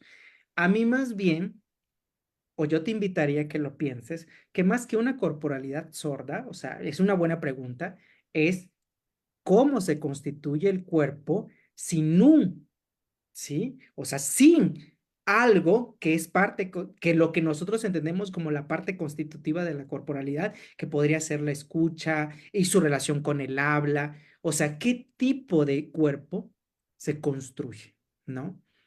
O sea, cámbialo a partir de los sentidos. Creo que ahí podrías tenerle como mucho interés a adentrarte a este tema de los sentidos que ha sido hegemónico en los estudios del cuerpo, del género, pero que bueno, aquí tú estás presentando un fenómeno bastante interesante y a mí más bien me lo haces pensar bajo esa lógica, ¿sí? O sea, me dejas inclusive pensando, ¿no? ¿Cómo podría ser un tipo particular de constitución corporal a partir de eso, ¿no? De eso que nosotros damos por sentado, ¿no? Yo lo que te decía un poco sobre el tema de, bueno, cuando tocas el cuerpo, ¿no? Cuando trabajamos con estos cuerpos desde el tacto, ¿no? Pero bueno, yo me ponía a pensar, bueno, ¿y si no hay tal cosa? ¿Sí? Si no hay un tacto, por ejemplo, en todo el tema que se ha hecho de justo de esta relación con bueno, sistemas de salud, enfermedad, atención, ¿no? Cuerpos en estado vegetal, ¿no? O sea, ¿qué tipo de cuerpo se construye a partir de ahí? ¿Sí? O sea, entre otro tipo de cosas. Creo que más bien mi propuesta sería, Brandon, eso, ¿no? ¿Qué lectura le vas a hacer? ¿No? No dar por sentado el cuerpo, ¿no? Sino justo cómo, o sea, el cuerpo en esa materialidad, sino cómo otros sentidos, ¿no? Lo voy a llamar así, ¿eh? Yo desconozco mucho el tema, cómo otros sentidos constituyen este tipo particular de cuerpo y cómo sería tal constitución, ¿no? Pero bueno, insisto, hoy día tenemos muchos textos que hacen una suerte de síntesis de los estados de la cuestión del cuerpo. Échate un clavado ahí y vas a ir ubicando a estos autores, ¿no? Y insisto, hoy hay día, no voy a decir bastante, pero sí hay uno que otro trabajo que toca este tema, ¿sí? De mi parte sería Va, todo. muchas gracias. Adelante, Dani. Gracias, Brandon. Eh, Gracias, Harry. sí, no, rápido nada más para Brandon. Puede buscar a través de la teoría CRIP, este, todo lo que tiene que ver respecto a la construcción social de la discapacidad, porque hay teorías donde pues realmente se critica qué tanto existe la capacidad per se y qué tanto es construida socialmente en los respectivos contextos, específicamente con personas sordas, no recuerdo trabajos, pero puedes revisar a la doctora Andrea García Santos Maces, que ha trabajado temas sobre teoría CRIP particularmente, y ella generalmente está en esa clase de redes. Tengo entendido que la UNAM tiene una red sobre discapacidad, si no me equivoco. Desconozco el nombre, pero creo que lo puedes buscar más o menos por ahí. Y también está el trabajo de Samuel Rivera, que es un compañero de el Colegio de Michoacán, que también trabaja con cuestiones sobre discapacidad, aunque enfocado a otro tema, pero te podría servir también si lo buscas por ese lado. Y pues nada más era eso.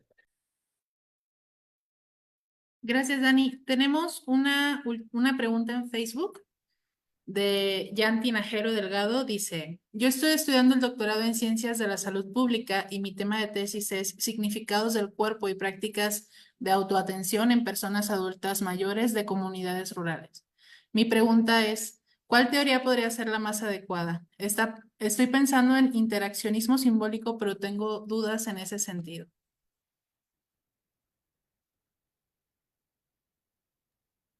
Hola, sí, gracias. Bueno, similar a que lo comentaba el colega, creo que hay muchísimo sobre esta relación también entre, sobre todo sistemas de salud, o sea, es que justo salud se ha trabajado brutalmente el tema del cuerpo, ¿no? O sea, en términos de, o sea, una googleada rápida, te van a salir muchísimas investigaciones que hacen esta relación. Justo yo mencionaba también a, pues, este autor clásico, a Le Breton, porque justo nos muestra como todo ese panorama, ¿no? De cómo podemos entenderlo. Más bien, yo insisto, creo que para mí lo importante justo en investigaciones a seguir, ¿no? Es qué tipo de lectura vas a hacer tú a ese cuerpo, ¿no? O sea, porque los autores ahí están. Por eso yo les decía, pues ahí van a estar y ahí se van a seguir eternamente. Y los que van saliendo, que ahorita mencionaba Dani, o sea, hay autores que yo no conozco, que no manejo propiamente esos temas y o a lo mejor yo no los he leído, no los he revisado, pero creo que también te puede servir mucho pensar qué tipo, desde dónde lo vas a abordar. Yo, por ejemplo, que sí he trabajado con textos rurales, pues una de las grandes cosas bellísimas de contextos rurales es justo que pues no es la hegemonía de la salud institucional, ¿sí?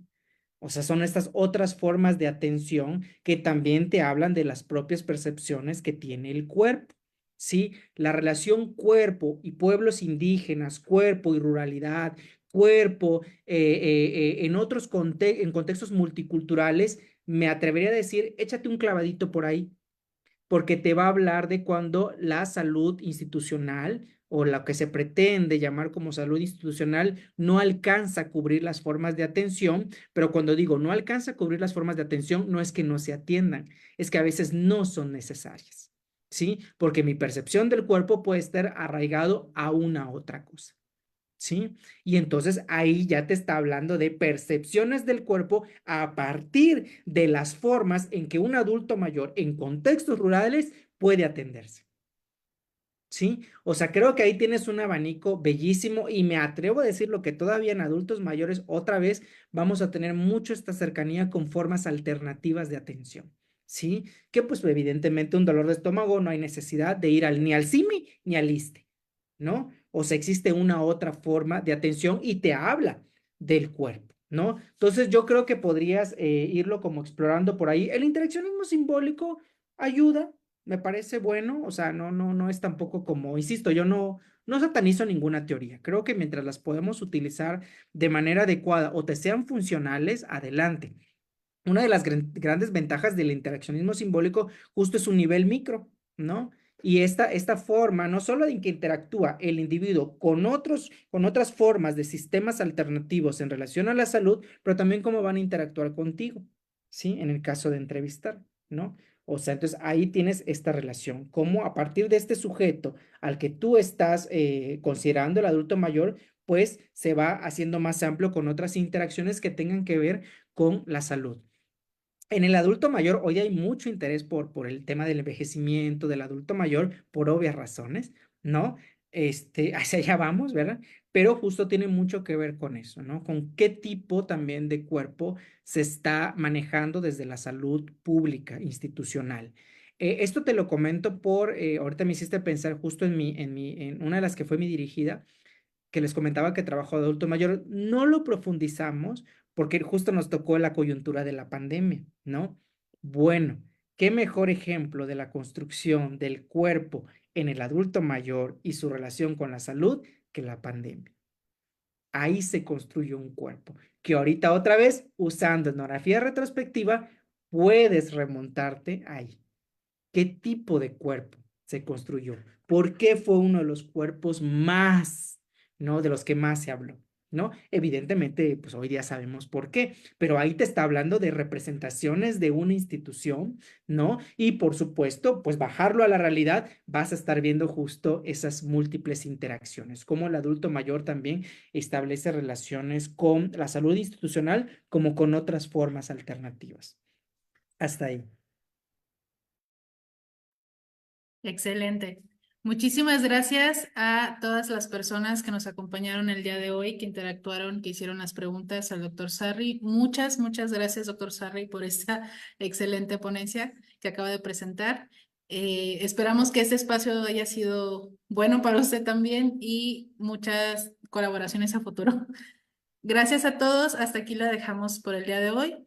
El siguiente mes vamos a tener nuestra sesión el día 24 de septiembre. Estén atentos para la información de nuestro invitado o invitada y muchísimas gracias. Buena tarde a todos y a todas. Muchas gracias. Hasta luego.